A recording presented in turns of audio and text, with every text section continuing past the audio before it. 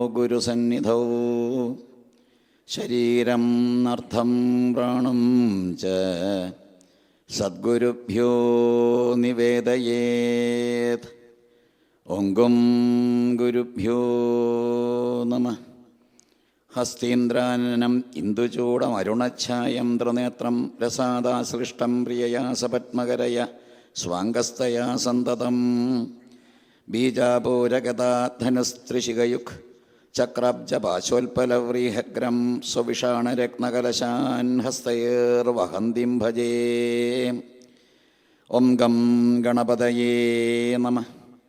ബാലരിവിദ്യുതിമിന്ദുകിരീടാം തുംഗകുജാം നയനത്രയയുക്താം സ്മേരമുഖിം വരദാങ്കുശപാശാം ഭീതിഹരാം പ്രഭജേത ഭുവനീശിം may.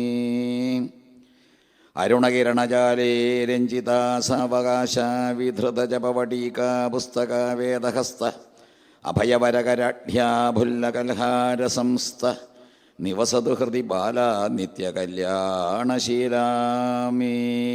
ജ്വാലാകരാളം അത്യുഗ്രം നശേഷാസുരസൂദനം ത്രിശൂലം പാതുനോ ഭീതേർഭദ്രകാളീ നമോസ്തുതേ. കാളി കാളി മഹാകാളി ഭദ്രകാളി നമോസ്തുതേ. കുലം ച കുലധർമ്മം ച മാം ച പാലയ പാലയാമി. നാരായണ നാരായണ നാരായണ നാരായണ നാരായണ നാരായണ നാരായണ നാരായണാഖിലഗുരോ ഭഗവൻ നമസ്തേ. ഓം നമോ ഭഗവതേ വാസുദേവായ ശ്രീകൃഷ്ണായ പരബ്രഹ്മണി നമഃ. ഹരി ഓം.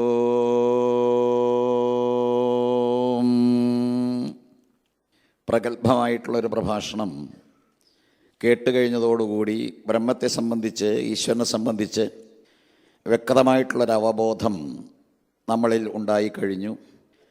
സർവശ്രീ വീരരാഘവർജി അദ്ദേഹം കടന്നു കയറിയ ആ പ്രദേശമെല്ലാം തന്നെ സാധന സമ്പന്നമായ ഒരവസ്ഥ നമുക്ക് അനിവാര്യമാണെന്ന് ചൂണ്ടിക്കാണിക്കുന്ന ഒന്നാണ്. സാധനയില്ലാതെ, അനുഷ്ഠാനങ്ങളും നിഷ്ഠകളും ആചാരങ്ങളുമില്ലാതെ നമുക്ക് ഒന്നും ലഭ്യമല്ല എന്ന് അദ്ദേഹം ഉറപ്പിച്ചു. ഇന്നിപ്പോൾ കെട്ടിക്കയറി കാണുന്ന കാഴ്ചകളാണ്. പലപ്പോഴും എന്തിനു വേണ്ടിയിട്ട് എന്ന് പറയുന്ന ലക്ഷ്യബോധമില്ലാതെ നമ്മൾ എന്തൊക്കെയോ കാട്ടിക്കൂട്ടുന്ന പേക്കൂത്തുകളുടെ ഒരു പേയെ പിടിച്ച യാത്രയുടെ രംഗമായിട്ട് മാറിയിരിക്കുകയാണ് ആധ്യാത്മികത. ആധ്യാത്മികതയും ഭൗതികതയും കൂടിക്കുഴഞ്ഞ് ഒരവിയൽ സമ്പ്രദായത്തിലാണിന്ന്. അങ്ങാടി മരുന്നെന്താ, പച്ചമരുന്നെന്താ എന്ന് വ്യക്തമായിട്ട് അറിയാതെ ഇത്തരത്തിൽ കാട് കയറുന്നൊരവസ്ഥയ്ക്ക് അറുതി വരാനാണ് നമ്മുടെ ഈ യജ്ഞവേദി നൈമിഷികാരണ്യം വളരെയേറെ വർഷങ്ങളായി പ്രവർത്തിച്ചും പ്രയത്നിച്ചും പോരുന്നത്. 50 വയസ്സിൽ ഇവിടെ വന്നു തുടങ്ങി 17 കൊല്ലക്കാലമായി. എന്ത് കിട്ടി എന്ന് ചോദിച്ചാൽ എന്ത് കിട്ടി എന്ന് പറയാനുള്ള യോഗ്യതയൊന്നുമില്ല, എന്തോ കിട്ടി. അപ്പോൾ ഇതാണ് ആധ്യാത്മികത. നമ്മൾ മരിക്കുന്നവരേക്ക് കൊണ്ടു നടക്കുന്ന ആചാര അനുഷ്ഠാനങ്ങളെ കൊണ്ട്, സാധന എന്ന് പറയുന്ന ഉപാസനയുടെ വൈഭവം കൊണ്ട് എന്തൊക്കെയോ നമ്മൾ അനുഭവിക്കുന്നുണ്ട്, സാക്ഷാത്കരിക്കുന്നുണ്ട്.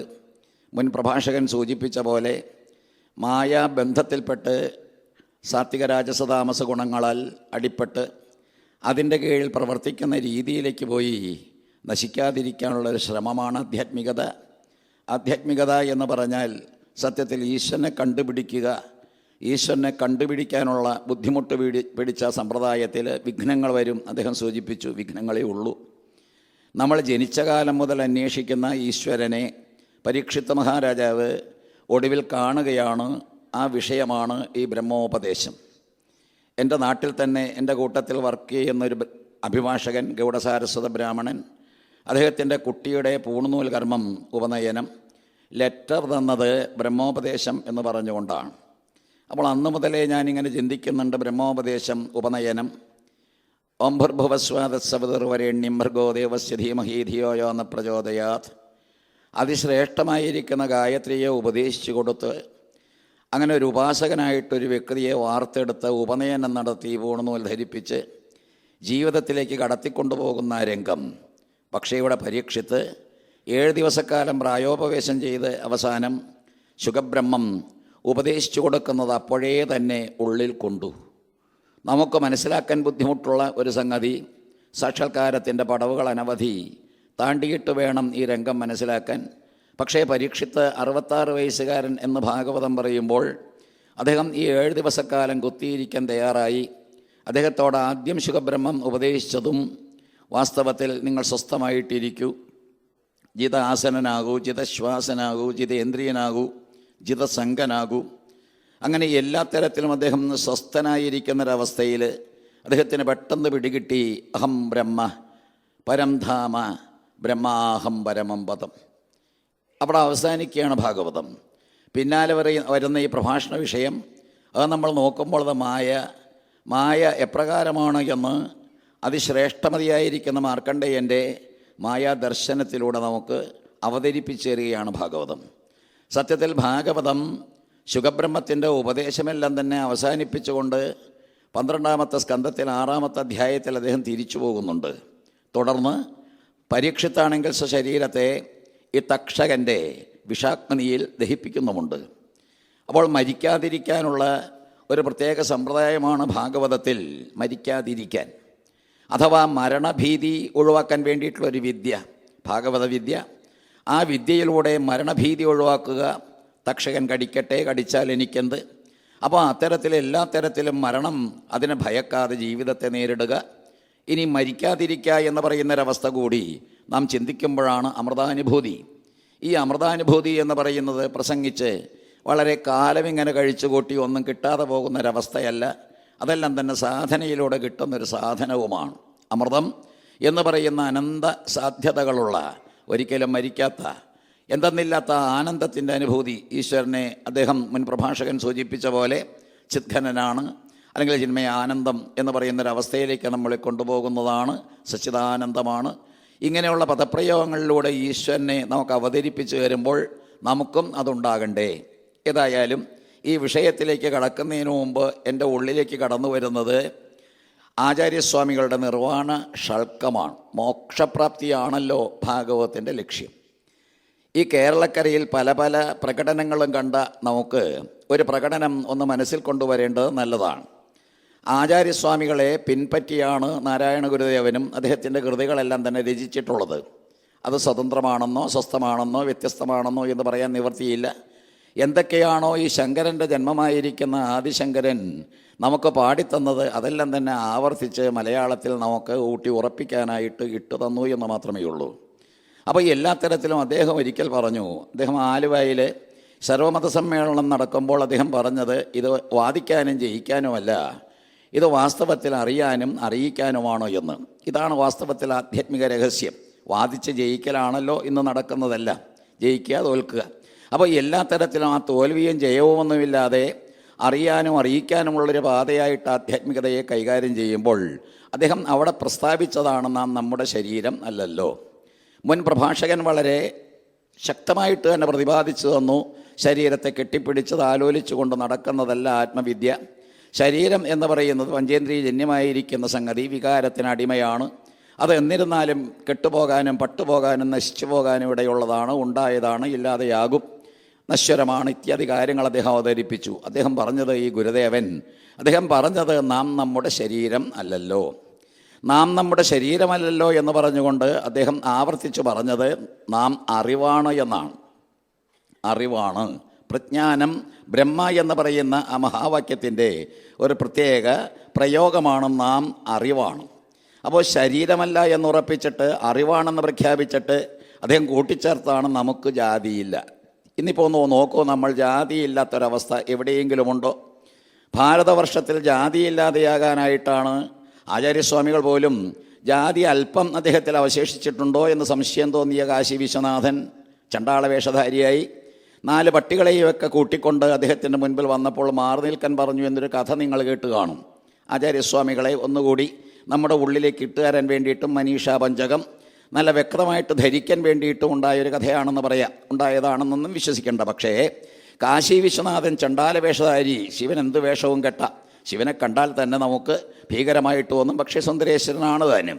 അപ്പോൾ എല്ലാ തരത്തിലും 4 വേദങ്ങളുടെ പ്രതീകങ്ങളായിട്ടുള്ള 4 പട്ടികളെയും കൊണ്ട് എതിർദിശയിൽ ഇങ്ങനെ വന്നുകൊണ്ടിരിക്കുന്ന ആ വ്യക്തിത്വം, അതായത് ചണ്ടാളനോട് മാറി നിൽക്കാൻ പറഞ്ഞു എന്നും, അപ്പോൾ ചോദിക്കുന്നൊരു ചോദ്യം ആരോടാണ് മാറി നിൽക്കാൻ പറയുന്നത്? ആത്മാവിനോടാണോ ശരീരത്തോടാണോ? വളരെ പ്രസക്തമായിരിക്കുന്ന ഈ വിഷയമാണ് ഇവിടെയും ഗുരുദേവൻ പറഞ്ഞത്. നാം നമ്മുടെ ശരീരമല്ലല്ലോ, നാം നമ്മുടെ ശരീരമല്ല എന്നും അറിവാണെന്നും പ്രഖ്യാപിച്ചുകൊണ്ട് നമുക്ക് ജാതിയില്ല എന്ന് പറയുന്നു. ഇപ്പോൾ നമ്മുടെ സംഘടനകൾ, വാസ്തവത്തിൽ ഏതൊരു സംഘടനയായാലും സങ്കടം തോന്നും. കാരണം ഇവരെല്ലാവരും തന്നെ മഹാത്മാക്കളുടെ വചനമെടുത്തും അവരുടെ പടമെല്ലാം തന്നെ ഫ്ലെക്സിൽ കാണിച്ചും അങ്ങനെയെല്ലാം തന്നെ കാട്ടിക്കൂട്ടുന്നത് വർഷങ്ങൾക്ക് മുമ്പ് ഞാൻ കണ്ടിട്ടില്ല.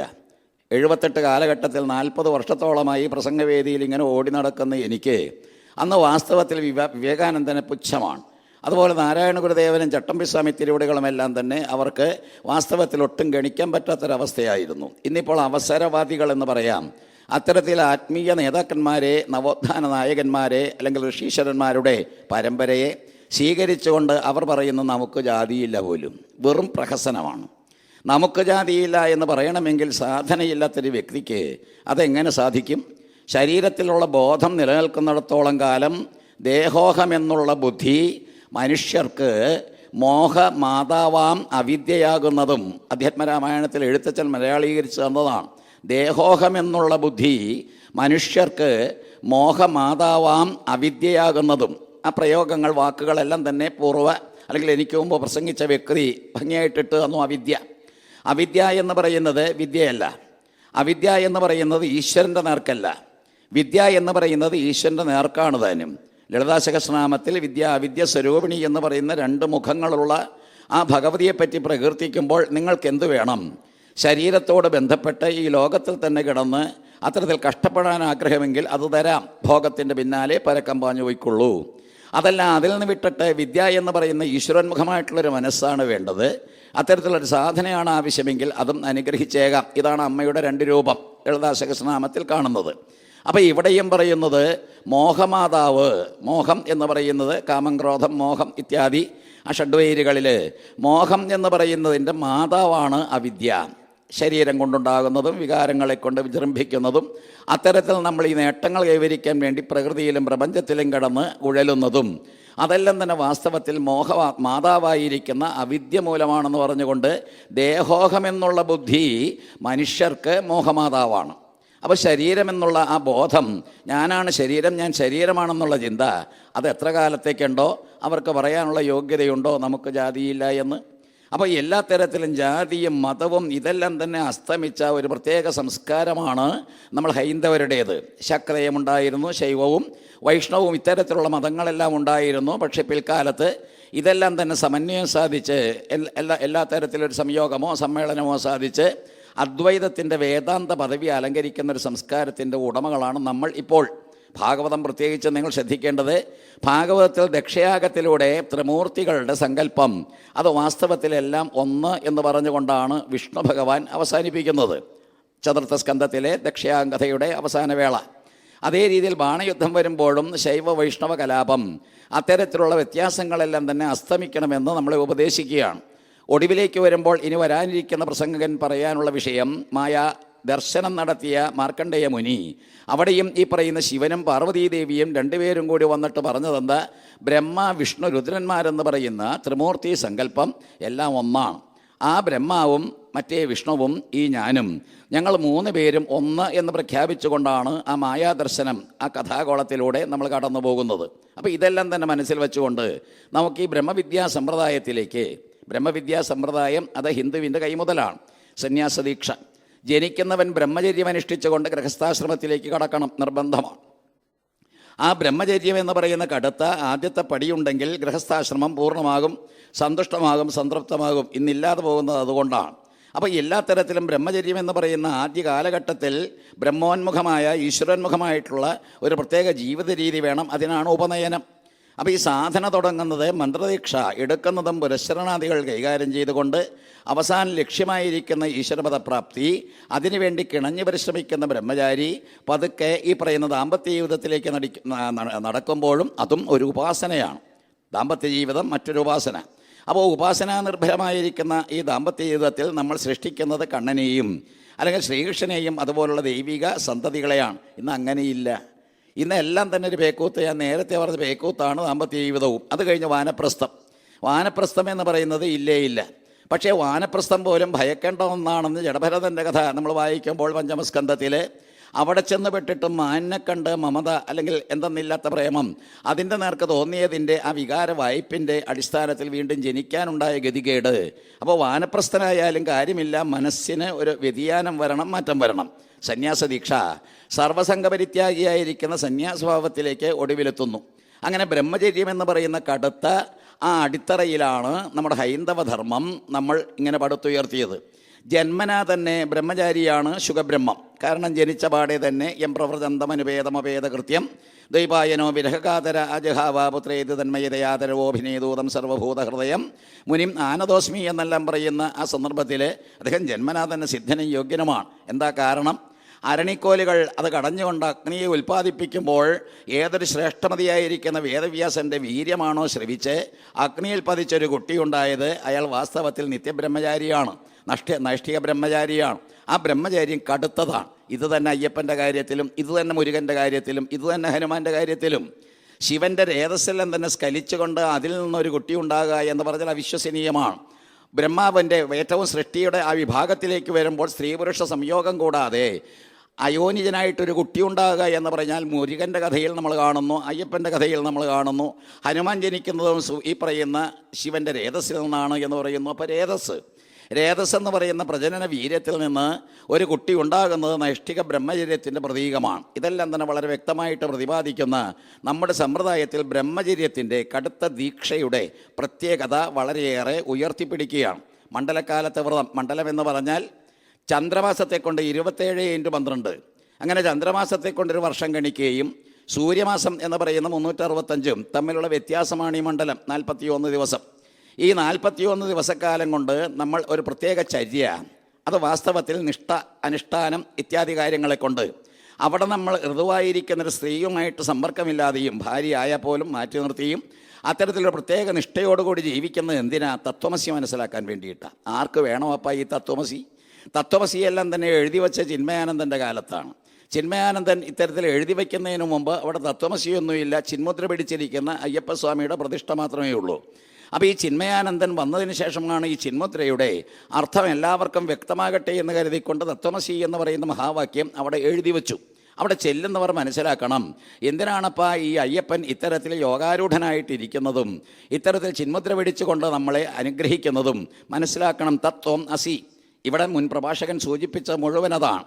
എപ്രകാരം നമുക്ക് നമ്മുടെ ഉള്ളിൽ കൊള്ളുന്ന ആ ജീവൻ, ആ ആത്മാവാണ് ഞാൻ എന്നുള്ള ബോധം ഉണ്ടാകുന്നത്, അതുവരേക്ക് നിലയ്ക്കാത്ത ഒരു സാധന തപസ്സാണ് നമ്മുടെ ജന്മം. മനുഷ്യജന്മത്തിൻ്റെ പ്രത്യേകത ഏതാണ്? അതാണല്ലോ പഞ്ചമസ്കന്ധത്തിൽ ഋഷഭൻ മക്കളെയെല്ലാം തന്നെ ഉപദേശിക്കുന്നതും, അല്ലയോ മക്കളെ, ഈ മർത്യജന്മം ക്ഷണഭങ്കുരമാണ്, പക്ഷേ അത് ഭോഗത്തിൻ്റെ പിന്നാലെ വരക്കം പായാനുള്ളതല്ല, അത് യോഗത്തിന് വേണ്ടിയിട്ടുള്ളതാണെന്ന് തറപ്പിച്ചു പറയുന്നുണ്ട് ഈ ഭാഗവതം.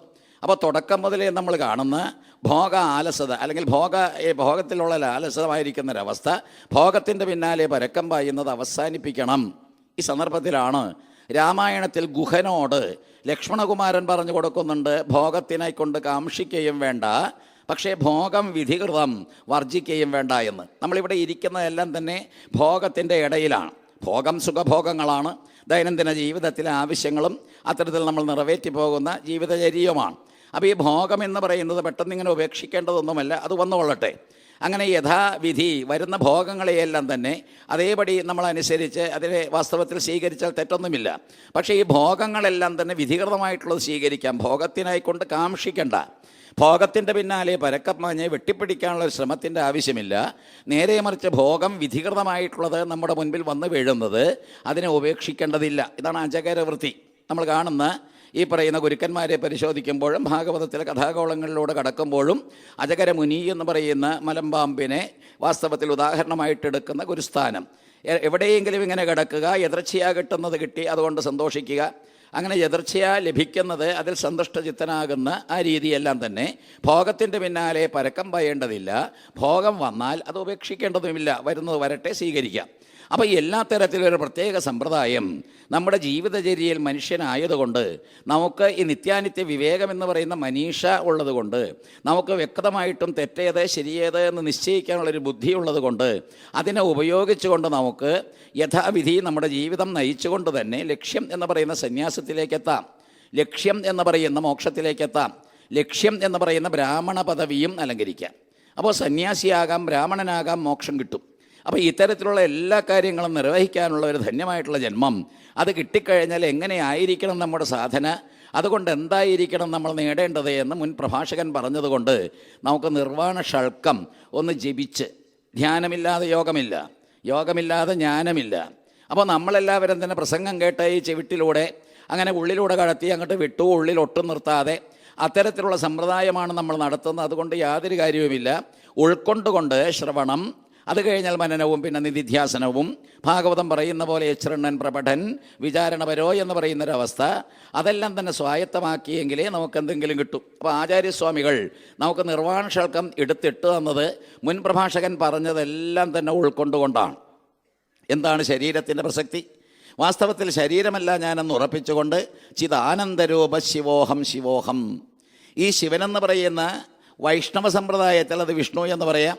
അപ്പോൾ ശിവനെന്നും വിഷ്ണു എന്ന് പറഞ്ഞാലും വ്യത്യാസമില്ല എന്ന് ഭാഗവതം നമ്മളെ പഠിപ്പിക്കുകയാണ്. ശിവനെ വേറിട്ട് മാറ്റി നിർത്തിക്കൊണ്ട് വിഷ്ണുവിനെ ആശ്രയിക്കുന്ന രീതി ശരിയല്ല.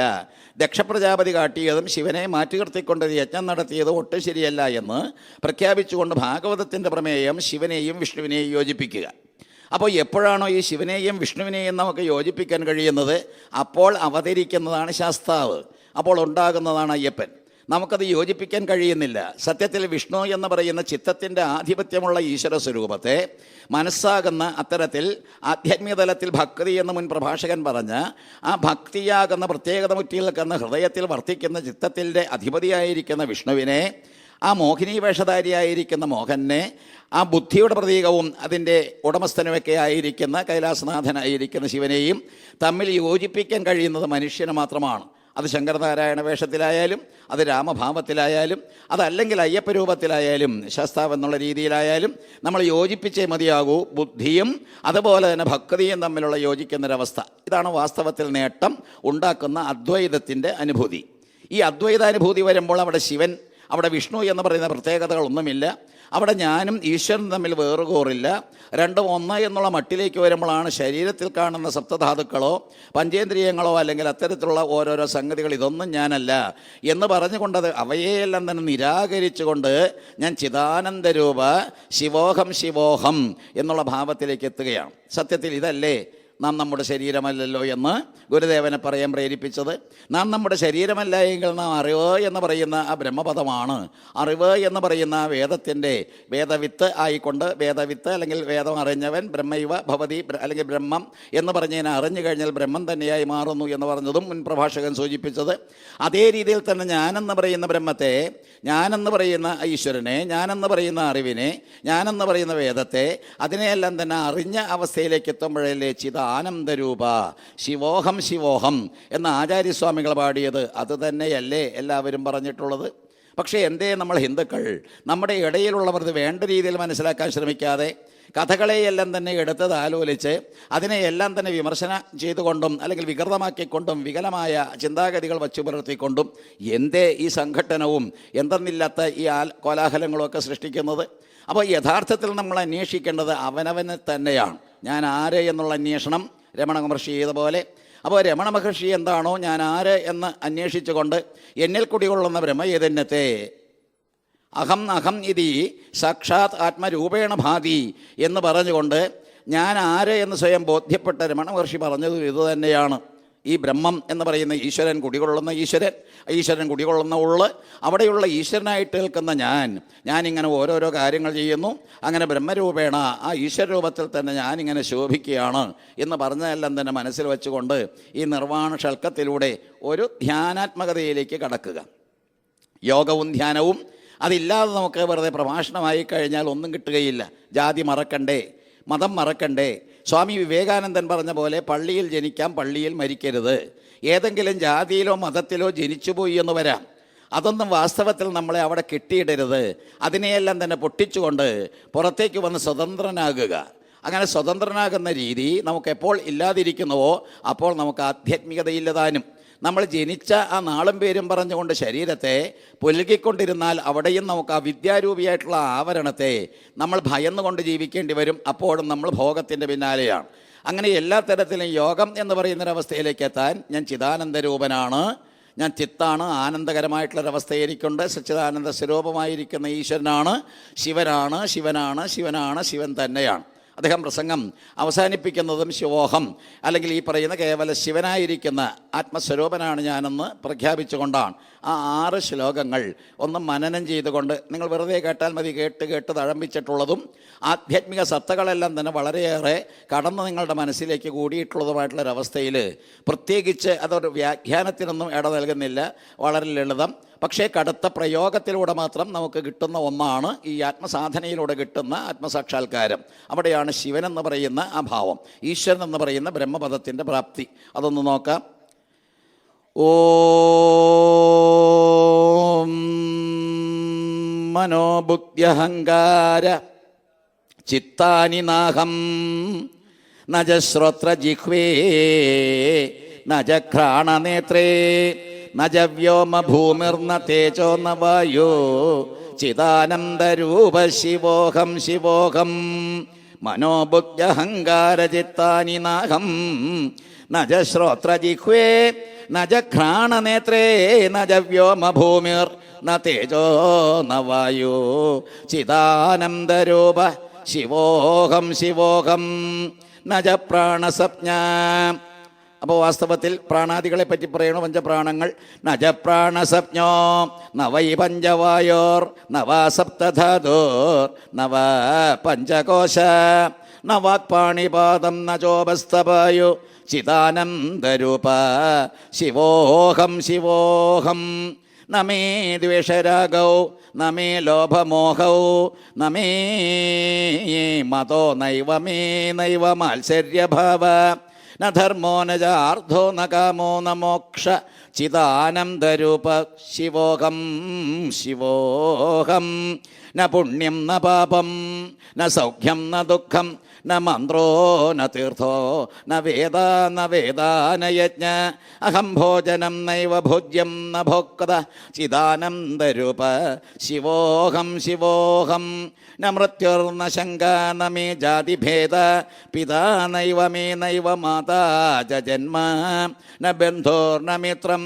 ഗുരുർനൈവ ശിഷ്യ ചിദാനന്ദരൂപ ശിവോഹം ശിവോഹം അഹം നിർവികൽപ്പോ നിരാകാരരൂപോ വിഭുത്വാച്ച സർവത്ര സർവേന്ദ്രിയാണാം ന ചാസംഗതോ നൈവ മുക്തിർനമേയ ചിദാനന്ദരൂപ ശിവോഹം ശിവോഹം ചിദാനന്ദരൂപ ശിവോഹം ശിവോഹം ചിദാനന്ദരൂപ ശിവോഹം ശിവോഹം ബ്രഹ്മോഹം ശിവോഹം അഹം ബ്രഹ്മാസ്മി എന്നെല്ലാം പറയുന്ന അർത്ഥതലത്തിലേക്കാണ് ഇവിടെ കടന്നു ചെല്ലുന്നത്. പരീക്ഷിത് മഹാരാജാവ് ഉപദേശിക്കുന്നത് ശുഖബ്രഹ്മവുമാണ്.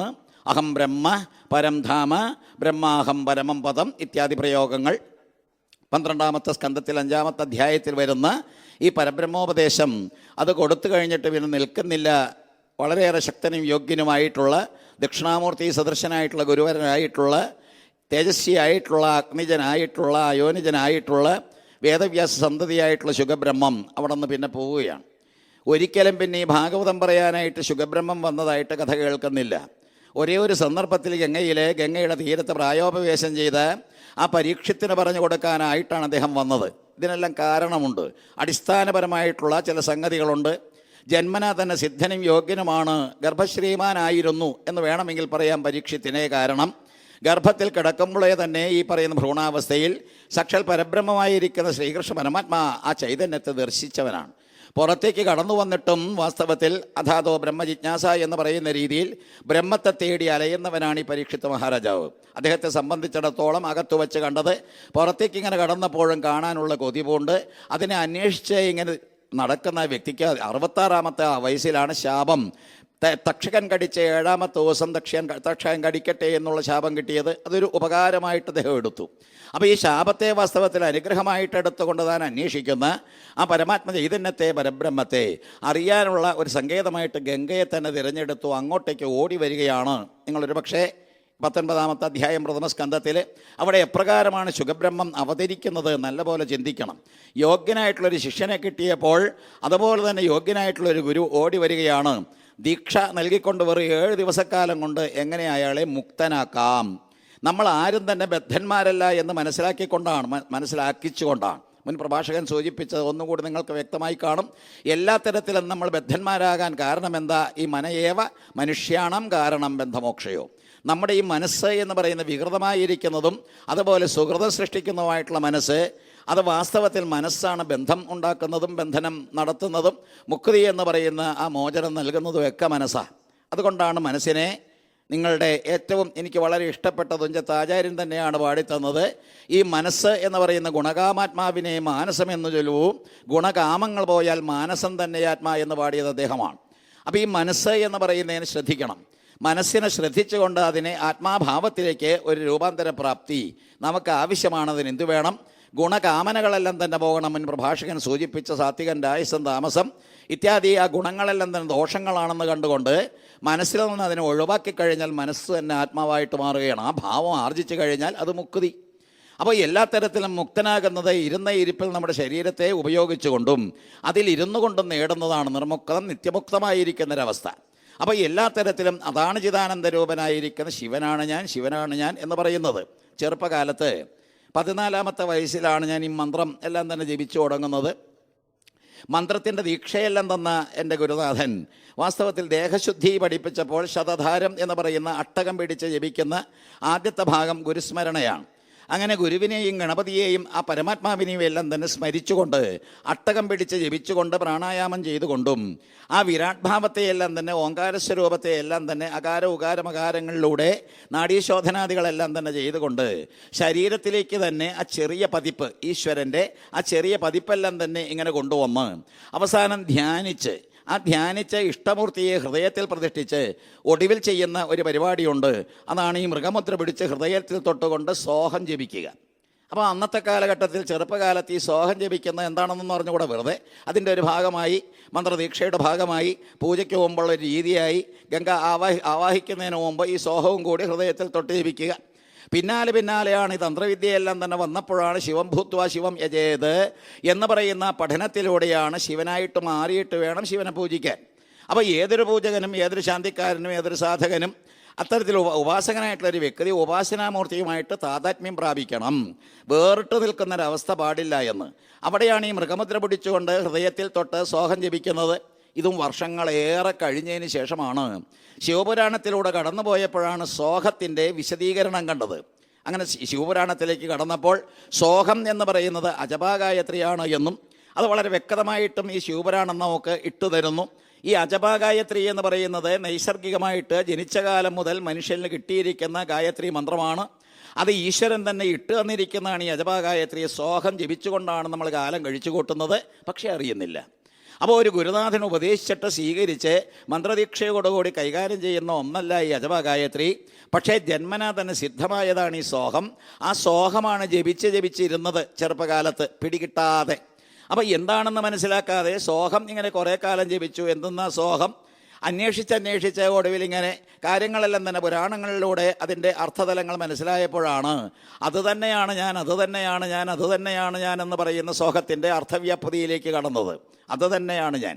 അപ്പോൾ ഈ ഗണപതിയെ ഉപാസിക്കുക, ഭഗവതിയെ ഉപാസിക്കുക എന്നെല്ലാം പറയുന്ന ഉപാസനയിൽ അതുതന്നെയാണ് ഞാനെന്ന് പറഞ്ഞുകൊണ്ട് അവസാനിപ്പിച്ചുകൊണ്ടാണ് പൂജാദ്രവ്യങ്ങളെടുത്ത് ഗംഗയെ ആവാഹിക്കലും പിന്നാലെ പീഠപൂജാദികൾ നടത്തി ഇഷ്ടദേവതയെ പൂജിക്കലുമെല്ലാം. അപ്പോൾ എല്ലാ തരത്തിലും അതുതന്നെയാണെന്ന് ഉറപ്പിക്കുന്നു. പക്ഷെ അത് അന്ന് അറിയില്ല. അന്ന് ഇതിൻ്റെ അംഗം ഓരോരോ ഭാഗങ്ങളായിട്ട് മാറി. എങ്ങനെയായാലും അത് തൊട്ട് ജപിച്ചത് മുഴുവൻ അതുതന്നെയാണ് ഞാൻ, തത്വമസി എന്ന് പറയുന്ന മഹാവാക്യത്തിൻ്റെ അതുതന്നെയാണ് ഞാനെന്ന് ഉറപ്പിക്കുന്ന ഭാവത്തിലേക്ക് നമ്മളെ എത്തിക്കുകയാണ്. തത്വമസി എന്ന് പറയുന്ന ഉപദേശവാക്യം ഇങ്ങനെ പറഞ്ഞു കൊടുത്താൽ അത് കേട്ടുകേൾവി മാത്രമായിട്ട് പോകും. അതിലൂടെ കിട്ടുന്നതെല്ലാം തന്നെ വാസ്തവത്തിൽ ഉപകാരപ്രദം ആകണമെങ്കിൽ നമ്മൾ സാക്ഷാത്കരിക്കണമെങ്കിൽ കുത്തിയിരിക്കുക എന്ന് പറഞ്ഞാൽ നല്ല പോലെ വാസ്തവത്തിൽ ആസനസ്ഥനായി, ജിതാസനായി, ജിതശ്വാസനായി, ജിതേന്ദ്രിയനായി, ജിതസംഗനായി എന്ന് ഭാഗവതം പറയുന്ന പോലെ തന്നെ ഇരിക്കണം. ഇങ്ങനെ ഞാൻ പ്രസംഗിക്കുന്ന കൂട്ട് പ്രസംഗിച്ചുകൊണ്ട് നടന്നാൽ കുറേയധികം പ്രസംഗങ്ങളായി 10 ദിവസക്കാലം കൊണ്ട് സ്വരമെല്ലാം തന്നെ അടയ്ക്കുന്ന രീതിയിലേക്ക് എന്ത് ഗുണം? ഒരു ഗുണമില്ല. ഉച്ചസമയത്ത് കുറേ ആൾക്കാർ ഇങ്ങനെ ഓടി വരുന്നവരെ അഭിസംബോധന ചെയ്തുകൊണ്ട് കുറേ കാര്യങ്ങൾ ഇങ്ങനെ പറയും. അവരെന്തോ കേട്ടു, എന്തോ കേട്ടില്ല, അവർക്ക് ധൃതിയെല്ലാം തന്നെ പ്രസാദം കൂട്ട് കഴിഞ്ഞ് തിരിച്ചു പോകണമെന്നാണ്. അപ്പോൾ അതേ രീതിയിലുള്ള ഹൈന്ദവ ജനതയെ പറഞ്ഞ് ബോധവൽക്കരിക്കാൻ നമ്മൾ ശ്രമിക്കുമ്പോൾ കുറേ ഒച്ചപ്പാടും ബഹളവും ശബ്ദത്തിൻ്റേതായിട്ടുള്ള ഈ പ്രയോഗവും ഇതെല്ലാം തന്നെ നടത്തുമ്പോഴും സോഹവും മനസ്സിലാകുന്നില്ല. അത് നീയാകുന്നു എന്ന് പറയുന്ന തത്വമസിയും അതിൻ്റെയും അർത്ഥവ്യാപ്തി ഒന്നും കിട്ടുന്നില്ല.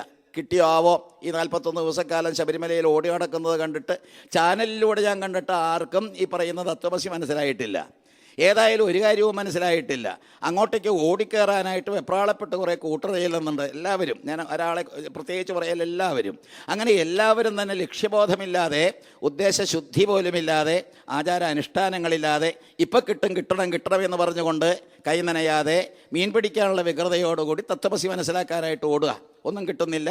രിക്തഹസ്തന്മാരായിട്ട് തിരിച്ചു പോരുകയാണ്. ഇല്ല, രിക്തഹസ്തന്മാരല്ല, ദേവസ്വം ബോർഡ് കൊടുക്കുന്ന ആ കഴിഞ്ഞ കൊല്ലം ഉണ്ടാക്കി വെച്ച അരവണ. ഒരു കൊല്ലക്കാലമായിട്ട് ഇങ്ങനെ ഇത് പൂത്തട്ടില്ല എന്ന് മാത്രം പ്രത്യേക രീതിയിൽ വരട്ടിയുണ്ടാക്കിയതാണ്. അങ്ങനെ കഴിഞ്ഞ കൊല്ലം ഉണ്ടാക്കിയ കടിച്ചാൽ പൊട്ടാത്ത അപ്പമൊക്കെ വാങ്ങിക്കൊണ്ടുവരുന്നു. തത്വമസി എന്ന് പറയുന്നത് അറിയില്ല. ഇത് തന്നെയായിരുന്നു എൻ്റെയും അവസ്ഥ. അപ്പോൾ ചെറുപ്പകാലത്ത് ഈ സോഹം ജപിക്കുന്ന എന്തിനാ, അതിൻ്റെ അർത്ഥം എന്താണെന്നൊന്നും മനസ്സിലായാലും വെറുതെ ജപിച്ചുകൊണ്ടിരുന്നു. പക്ഷേ അതിനും ഗുണം കിട്ടി. നമ്മൾ അർത്ഥമറിഞ്ഞുകൂടാതെയും കാര്യഗൗരവം ഇല്ലാതെയുമാണ് തുടങ്ങിയതെങ്കിലും പിന്നാലെ ഓരോരോ സന്ദർഭങ്ങൾ ഇങ്ങനെ സംജാതമായി. എനിക്ക് 50 വയസ്സുള്ളപ്പോൾ തുടങ്ങിയ ഈ സത്രത്തിൽ ഇത്രയും കാലം 17 വർഷമായിട്ട് ഞാനിങ്ങനെ വന്നും പോയി ഇരിക്കുന്നത് വളരെ ഉപകാരപ്രദം. എന്നെ സംബന്ധിച്ചിടത്തോളം ഇത് കളരിയാണ്. അപ്പോൾ ഈ ഭൂമാനന്ദ സ്വാമികൾ ഇത്തരത്തിൽ സംഘടിപ്പിച്ചിട്ടുള്ള ഈ ജ്ഞാനയജ്ഞം അല്ലെങ്കിൽ തത്വങ്ങളെല്ലാം തന്നെ ഗ്രഹിക്കാനുള്ള ഈ യജ്ഞവേദി, അതിലൂടെ ഈ 17 വർഷക്കാലം കൊണ്ട് എനിക്ക് പഠിക്കാനുള്ളൊരവസരം, അറിയാനുള്ളൊരവസരം അപ്പോൾ കളരിയായിട്ട് മാറി. ഗുരുനാഥനായിട്ടുള്ള അദ്ദേഹത്തിൻ്റെ അനുഗ്രഹമാണ്. അപ്പോൾ എല്ലാ തരത്തിലും നമുക്ക് നേട്ടങ്ങൾ നേടാനായിട്ടുള്ള യജ്ഞവേദി, നൈമിഷികാരണ്യം പ്രത്യേകിച്ചും നമുക്ക് പ്രബോധനം നൽകുന്നത് അത് നിയമീശീർണമായ സ്ഥലമാകട്ടെ. നൈമിഷികാരണ്യം എന്ന് എഴുതി വച്ചിരിക്കുന്ന ഇവിടെ വന്നിട്ട് നമ്മുടെ നേമി മനോമയമായിരിക്കുന്ന ചക്രം അതിനെ പൊട്ടിക്കാൻ കഴിഞ്ഞുവെങ്കിൽ തീർച്ചയായിട്ടും നമുക്ക് യോഗ ചിത്തവൃത്തി നിരോധക എന്ന് പറയുന്ന അവസ്ഥയിൽ നമുക്ക് പ്രകടമായിട്ട് കിട്ടും ഞാൻ ആര് എന്നുള്ള ബോധം. ഇതുണ്ടാക്കിയെടുക്കലാണ് ലക്ഷ്യം. അപ്പോൾ സോഹം അത് ഞാനാണ്. അപ്പോൾ എല്ലാ തരത്തിലും ആത്മാവ് തന്നെയാണ് ഞാനെന്ന് പണ്ട് ഉറപ്പിച്ച് പൂജാദികൾ പഠിച്ചു പോകുന്ന എനിക്ക് ഇതെല്ലാം തന്നെ വ്യക്തമായിട്ട് മനസ്സിലാക്കാൻ കഴിഞ്ഞത് പിന്നാലെ പ്രസംഗിച്ചും കേട്ടും അറിഞ്ഞും ഈ പറയുന്ന വായിച്ചും പുരാണങ്ങളെല്ലാം തന്നെ ഘോഷിക്കുന്ന മനസ്സിലാക്കിയുമാണ്. സോഹത്തെപ്പറ്റി അവിടെ പറയുന്നത് വ്യഞ്ജനാക്ഷരങ്ങളിൽ പ്രധാനപ്പെട്ട സായും ഹായും, അങ്ങനെ വ്യഞ്ജനാക്ഷരങ്ങളെയെല്ലാം തന്നെ മാറ്റണമെന്നാണ് ആ ശിവപുരാണം പറയുന്നത്. വ്യഞ്ജനാക്ഷരം എന്ന് പറഞ്ഞാൽ ശവാക്ഷരങ്ങളാണ്. ഈ ശവാക്ഷരങ്ങളെന്ന് പറയുമ്പോൾ മൃതാക്ഷരങ്ങളാണ്, ചത്തതാണ്. അപ്പോൾ ജീവനില്ലാത്ത ഈ ശിവാക്ഷരങ്ങൾ കഖ ഗഖ ഇത്യാദി, കഖ ഗഖ ങ ച ഛ ഇത്യാദി ആ അക്ഷരങ്ങളെല്ലാം തന്നെ 34 അക്ഷരങ്ങൾ. അവയെല്ലാം തന്നെ ജീവനില്ലാത്തവയാണ്. അവർക്ക് ജീവൻ കൊടുക്കുന്നത് പാർവതീദേവിയുടെ അക്ഷരങ്ങളാണ്. പാർവതീദേവിയുടെ അക്ഷരങ്ങളാണ് സ്വരാക്ഷരങ്ങൾ. അപ്പോൾ ഈ സ്വരാക്ഷരങ്ങളുടെ സാന്നിധ്യം കൊണ്ടാണ് മൃതാക്ഷരങ്ങളായിരിക്കുന്ന വ്യഞ്ജനാക്ഷരങ്ങൾക്ക് ചൈതന്യം കിട്ടുന്നത്. അങ്ങനെയുള്ള വ്യഞ്ജനാക്ഷരങ്ങളെ മാറ്റണം സോഹത്തിൽ നിന്ന്. അങ്ങനെ സോഹമെന്ന് പറയുന്ന ആ പ്രയോഗം ചെറുപ്പകാലത്ത് ഞാൻ അഭ്യസിച്ചത്. അതിൽ നിന്ന് സകാരവും ഹകാരവും എടുത്തു മാറ്റിക്കഴിയുമ്പോൾ സോ എന്ന് പറയുന്നതിലെ ഓയും ഹം എന്ന് പറയുന്നതിലെ ഇതും കൂടി കൂട്ടിച്ചേർത്ത് വായിക്കുമ്പോൾ നമുക്ക് ഓങ്കാരം ലഭ്യമായി.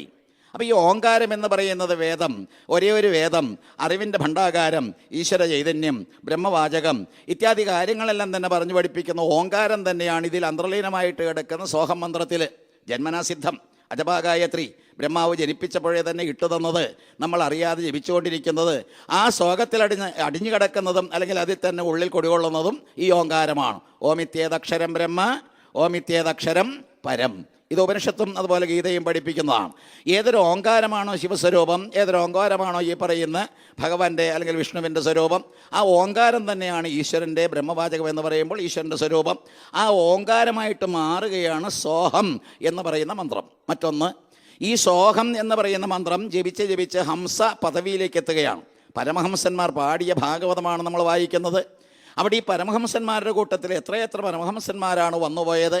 അവർ അവരുടെ ജീവിതത്തെ ഒഴിഞ്ഞു വെച്ചുകൊണ്ട് അവർക്ക് കിട്ടിയ പരമാത്മജ്ഞാനം അത് വിളമ്പിത്തരുന്ന ഈ ഭാഗവതത്തിൽ നമ്മൾ കാണുന്നത് പരമഹംസന്മാരുടെ പരമ്പരയെ, പരമഹംസന്മാർ പാടിയ ആ ജ്ഞാനത്തെ വിളമ്പിത്തരുന്ന ഭാഗവതം. അത്തരത്തിൽ ഹംസ എന്ന് പറയുന്നൊരവസ്ഥയിലേക്ക് എത്തുന്നത് ഈ സോഹം എന്ന് പറയുന്ന മന്ത്രജപത്തിലൂടെയാണ്. സോഹം ഓങ്കാരം. അപ്പോൾ ഈ ഓംകാരം എന്ന് പറയുന്ന പ്രണവത്തിൻ്റെ ധ്വനി, പ്രപഞ്ചം മുഴുവൻ നിറഞ്ഞു നിൽക്കുന്ന ധ്വനി, അത് ആസ്വദിക്കണമെങ്കിൽ എന്ത് വേണം? കുറേ നാൾ ജപിച്ചുകൊണ്ടിരിക്കുക. ഓം ഓം ഓം ഓം. പിന്നെ ജപിക്കാതെയാകുക, കേൾക്കാവുന്ന രീതിയിലാകുക. അങ്ങനെ ജപിച്ച് കുറേ കാലം കഴിയുമ്പോൾ പിന്നെ ജപമെല്ലാം തന്നെ മുടങ്ങി, അല്ലെങ്കിൽ അതെല്ലാം തന്നെ മുട്ടി, അല്ലെങ്കിൽ നാമരൂപങ്ങളെല്ലാം തന്നെ കെട്ടു. അത്തരത്തിലുള്ള അവസ്ഥയെല്ലാം തന്നെ പോയിട്ട് നമ്മൾ നാമരൂപങ്ങളുടെ സ്ഥാനത്ത് പിന്നെ ശ്രവണത്തിൻ്റെ മാധ്യമത്തിലേക്ക് വരികയാണ്. അങ്ങനെ ഓങ്കാരത്തിൻ്റെ ധ്വനി കേൾക്കും. അതും ശിവപുരാണം പറഞ്ഞ് പഠിപ്പിക്കുന്നു. ഏതൊരു പുരാണമായാലും യോഗവിദ്യയിലൂടെ നമ്മൾ കടക്കുമ്പോൾ എഴുത്തച്ഛൻ പാടിയ പോലെ ഡെക്ക മൃദംഗ തുടിതാളങ്ങൾ പോലെ ഉടനോർക്കാം. അപ്പോൾ ഈ ശബ്ദത്തിൻ്റെ പ്രപഞ്ചത്തിലേക്ക് നമ്മൾ കടന്നു വരുന്ന ധ്യാനാത്മകതയിലൂടെയാണ്. പക്ഷേ മനസ്സ് നേരെ നിൽക്കില്ല എന്ന് അദ്ദേഹം അതിൽ പാടി. മനസ്സ് നേരെ നിൽക്കുന്നില്ല. ആനയെ കെട്ടുകുറ്റിയിൽ കെട്ടിയിരിക്കുന്ന ആന ഇങ്ങനെ ചുറ്റുപാടും കിടക്കുന്ന പട്ടയെല്ലാം തന്നെ പിടിച്ചു വലിക്കാൻ വ്യഗ്രത കൊണ്ട് നിൽക്കുന്ന പോലെയാണ് മനസ്സ്. നിൽക്കുന്നതല്ല മനം, ആളാന ബദ്ധഗരീതിൻ കണ്ട പോലെ എന്ന് അദ്ദേഹം പാടി. അദ്ദേഹം തന്നെ ഈ പറയുന്ന ഹരിനാമകീർത്തനത്തിൽ മറ്റൊരിടത്ത് പാടിയത് പച്ചക്കിളിപ്പവിഴ വാൽവർണ്ണമൊത്ത നിറമിച്ചിപ്പവർക്ക് ഷടാധാരം കടന്ന്.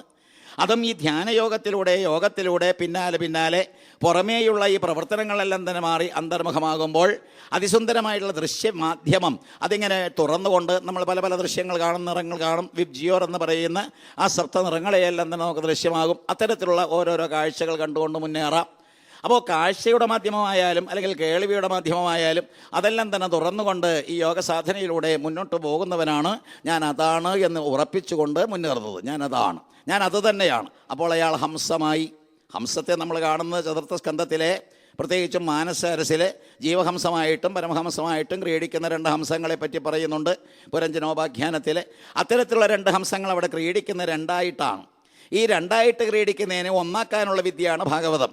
ജീവഹംസം പരമഹംസം എന്ന് പറയുന്ന ഹംസത്തിൻ്റെ 2 ഭാവങ്ങൾ അതിനെ ഇല്ലാതെയാക്കിയിട്ട് ജീവബ്രഹ്മ ഐക്യം ഉണ്ടാക്കിയെടുക്കാൻ വേണ്ടിയിട്ടാണ് ഭാഗവതം. ലക്ഷ്യം ഒന്നേ ഉള്ളൂ. അപ്പോൾ നമ്മളെല്ലാവരും തന്നെ ജീവഹംസന്മാരാണ്. നമ്മൾ ഈ പറയുന്ന ജീവഹംസം അല്ലെങ്കിൽ ജീവ ആത്മാവ് അത് ബ്രഹ്മം തന്നെയാണെന്ന് ഉറപ്പിക്കാൻ വേണ്ടിയിട്ടുള്ള വിദ്യ ഭാഗവതം ഇട്ട് വരുമ്പോൾ നമ്മൾ ഈ സോഹത്തിലൂടെ ഹംസവതത്തിലേക്ക്, സോഹം എന്ന് പറയുന്ന മന്ത്രത്തിലൂടെ ഓംകാരത്തിലേക്ക് അതിലൂടെ എത്തുമ്പോൾ കിട്ടുന്നതാണ് ഈ പറയുന്ന ബ്രഹ്മോപദേശം.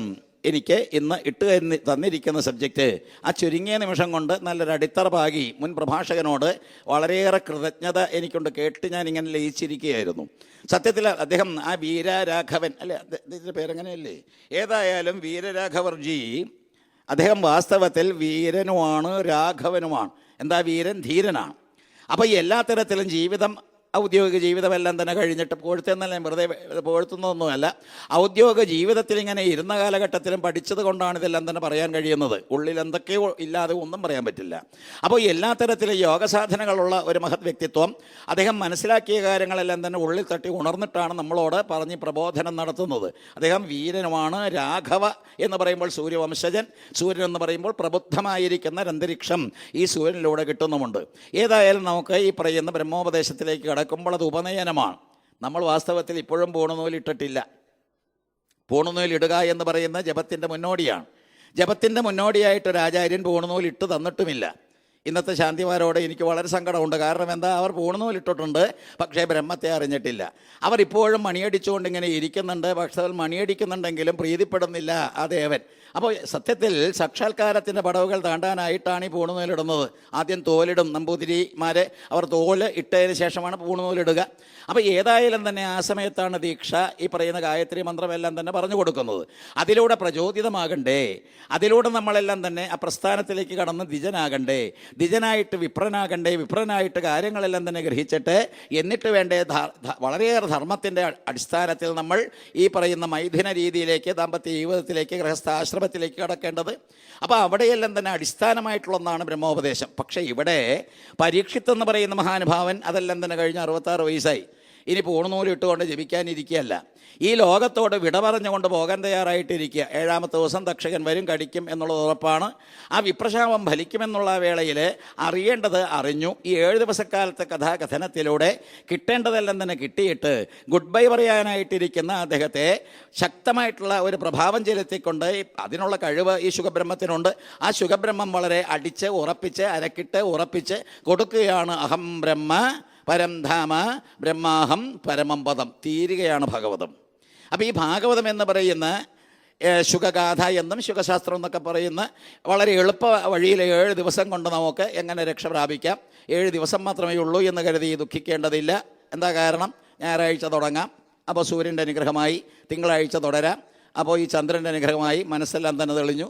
3ാമത്തെ ചൊവ്വാഴ്ച ദിവസം വരും, കൊള്ളാം, രക്തമെല്ലാം തന്നെ ശുദ്ധീകരിക്കാം. ബുധൻ്റെ ദിവസത്തിലേക്ക് വരും, ബോധതലമെല്ലാം തന്നെ ഉണർത്താം. വ്യാഴത്തിലേക്ക് വരും, വ്യാഴം എന്ന് പറയുന്ന ദേവഗുരുവിൻ്റെ അനുഗ്രഹമായി. അപ്പോൾ ദേവഭാവങ്ങളെല്ലാം നമുക്ക് ശുദ്ധീകരിക്കാം. പിന്നെ വെള്ളിയാഴ്ച വന്നപ്പോൾ ശുക്രൻ എന്ന് പറയുന്ന അസുരഗുരു, അവിടെയും നമുക്ക് മൃതസഞ്ജീവിനി പോലുള്ള അത്യന്തം ശക്തമായിരിക്കുന്ന മന്ത്രദീക്ഷകളെല്ലാം തന്നെ കിട്ടുന്നൊരവസ്ഥയിലേക്ക് എത്താൻ 2 ഗുരുക്കന്മാരും വേണം. ഇടംവലം ഭാഗങ്ങളിൽ ഇരിക്കട്ടെ 2 പേരും. അങ്ങനെ ദേവാസുരന്മാർ 2 പേരും അവരുടെ ഗുരുക്കന്മാരും അവരെല്ലാവരും തന്നെ വിരാജിക്കുന്ന ആ രംഗത്തിലാണ് ശനിയാഴ്ച വന്നു. ശനിയാഴ്ച വന്നപ്പോൾ എനിക്ക് ശനിദോഷം, ഈ ശനിയുടെ ഗ്രഹം അല്ലെങ്കിൽ ശനിയുടെ ദശയാണ്. എല്ലാവരും പറഞ്ഞ് പേടിപ്പിക്കും, ശനി ശനി ശനി. ഒരു ശനിയുമില്ല. ശനി എന്ന് പറയുന്ന ശനൈശ്വരനാണ്. പതുക്കെ പതുക്കെ പോകും. കാരണം എന്താ? മന്നൻ ആയതുകൊണ്ട് മന്ന ബുദ്ധിയൊന്നുമല്ല. ഈ ശനീശ്വരൻ കടാക്ഷിച്ചാലേ നമുക്ക് പരിവരാജകനാകാൻ സാധിക്കുക. അതുപോലെ വാനപ്രസ്ഥവും സന്യാസവും സ്വീകരിക്കാൻ പറ്റും. അപ്പോൾ ശനി എന്ന് പറയുന്ന ഗ്രഹം 7ാമത്തെ ദിവസം, നമ്മൾ ഞായറാഴ്ച തുടങ്ങി 7ാമത്തെ ദിവസം വരുമ്പോൾ നമുക്ക് ഈ പറയുന്ന ശുഖബ്രഹ്മം പറഞ്ഞു കൊടുക്കുന്ന കാര്യങ്ങളെല്ലാം തന്നെ ഗ്രഹിച്ച് ശക്തമായിരിക്കുന്ന മനോഭാവത്തോടുകൂടി 66 വയസ്സുകാരനായ പരീക്ഷത്തിന് ഈ ശരീരത്തോട് ഗുഡ് ബൈ പറയാൻ കഴിഞ്ഞു. കാരണം എന്താ? ശനിയാഴ്ചയായി, ഇനി വിടാം. അപ്പോൾ ഈ എല്ലാ തരത്തിലും 7.5 ശനി, കണ്ടകശനി എന്നൊക്കെ പറയുന്ന ആ ശനിദോഷമൊന്നുമില്ല. ശനി എന്ന് പറയുന്ന ഗ്രഹം ആധ്യാത്മിക വിദ്യയ്ക്ക് വളരെ ശക്തമായിട്ടുള്ള പ്രചോദനം നൽകുന്ന ഒരു ഗ്രഹമാണ്.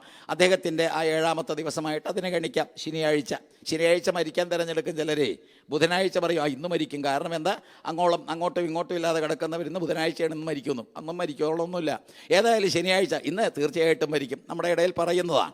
അപ്പോൾ അതേ രീതിയിൽ ശനിയാഴ്ച എന്ന് പറയുന്നത് 7ാമത്തെ ദിവസം ഞായറാഴ്ച തുടങ്ങി സൂര്യനിൽ തുടങ്ങി ഓരോരോ ഗ്രഹങ്ങളെയെല്ലാം തന്നെ നമ്മൾ സ്വാധീനിച്ചുകൊണ്ട് അല്ലെങ്കിൽ അത്തരത്തിൽ ഉപാസിച്ചുകൊണ്ട് ശനിയാഴ്ച വന്ന് നമ്മൾ ഗുഡ് ബൈ പറയുമ്പോൾ ആധ്യാത്മികമായിട്ടുള്ള സത്തയുടെ സമ്പൂർണ്ണത നമ്മൾ സ്വാംശീകരിച്ച് കഴിയും. അതാണ് ആ ഭാഗം.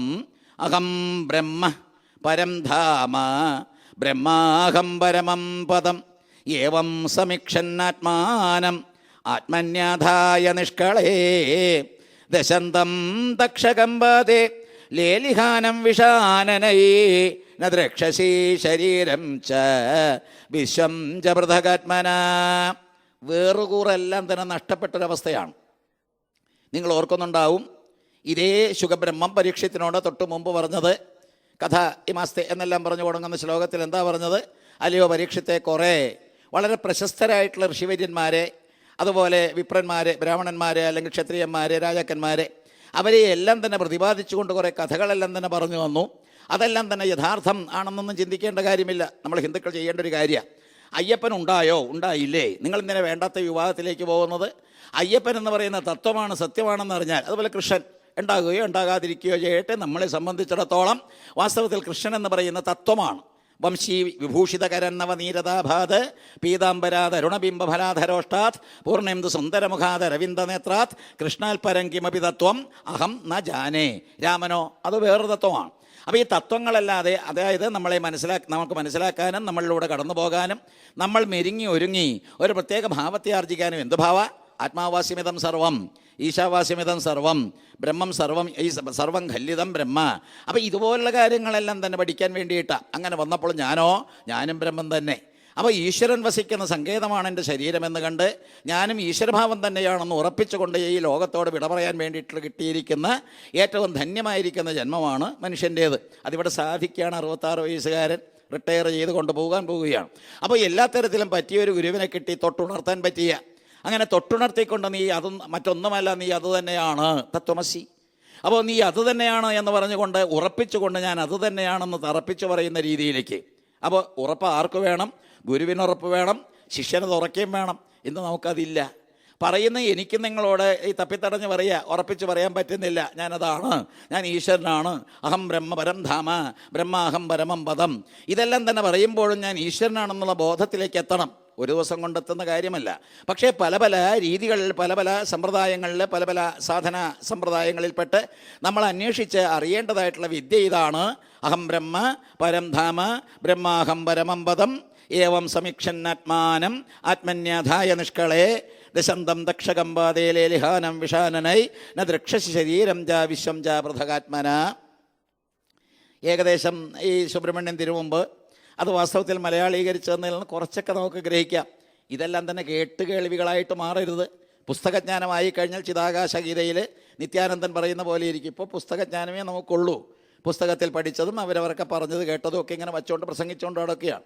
ഈ പ്രസംഗം എന്നാണോ മുടിയുന്നത്, ഈ പ്രസംഗം എന്നാണ് ഇല്ലാതെയാകുന്നത്, ആ സന്ദർഭത്തിൽ എല്ലാം തന്നെ ഇല്ലാതെയായിട്ട് സ്വസ്ഥമാകും, നമ്മൾ ഉപശമിക്കും. എല്ലാം തന്നെ അടങ്ങി ഒതുങ്ങുന്ന അവസ്ഥയിൽ അല്പം പ്രകാശം കിട്ടിയാൽ അത്രയും നന്ന്.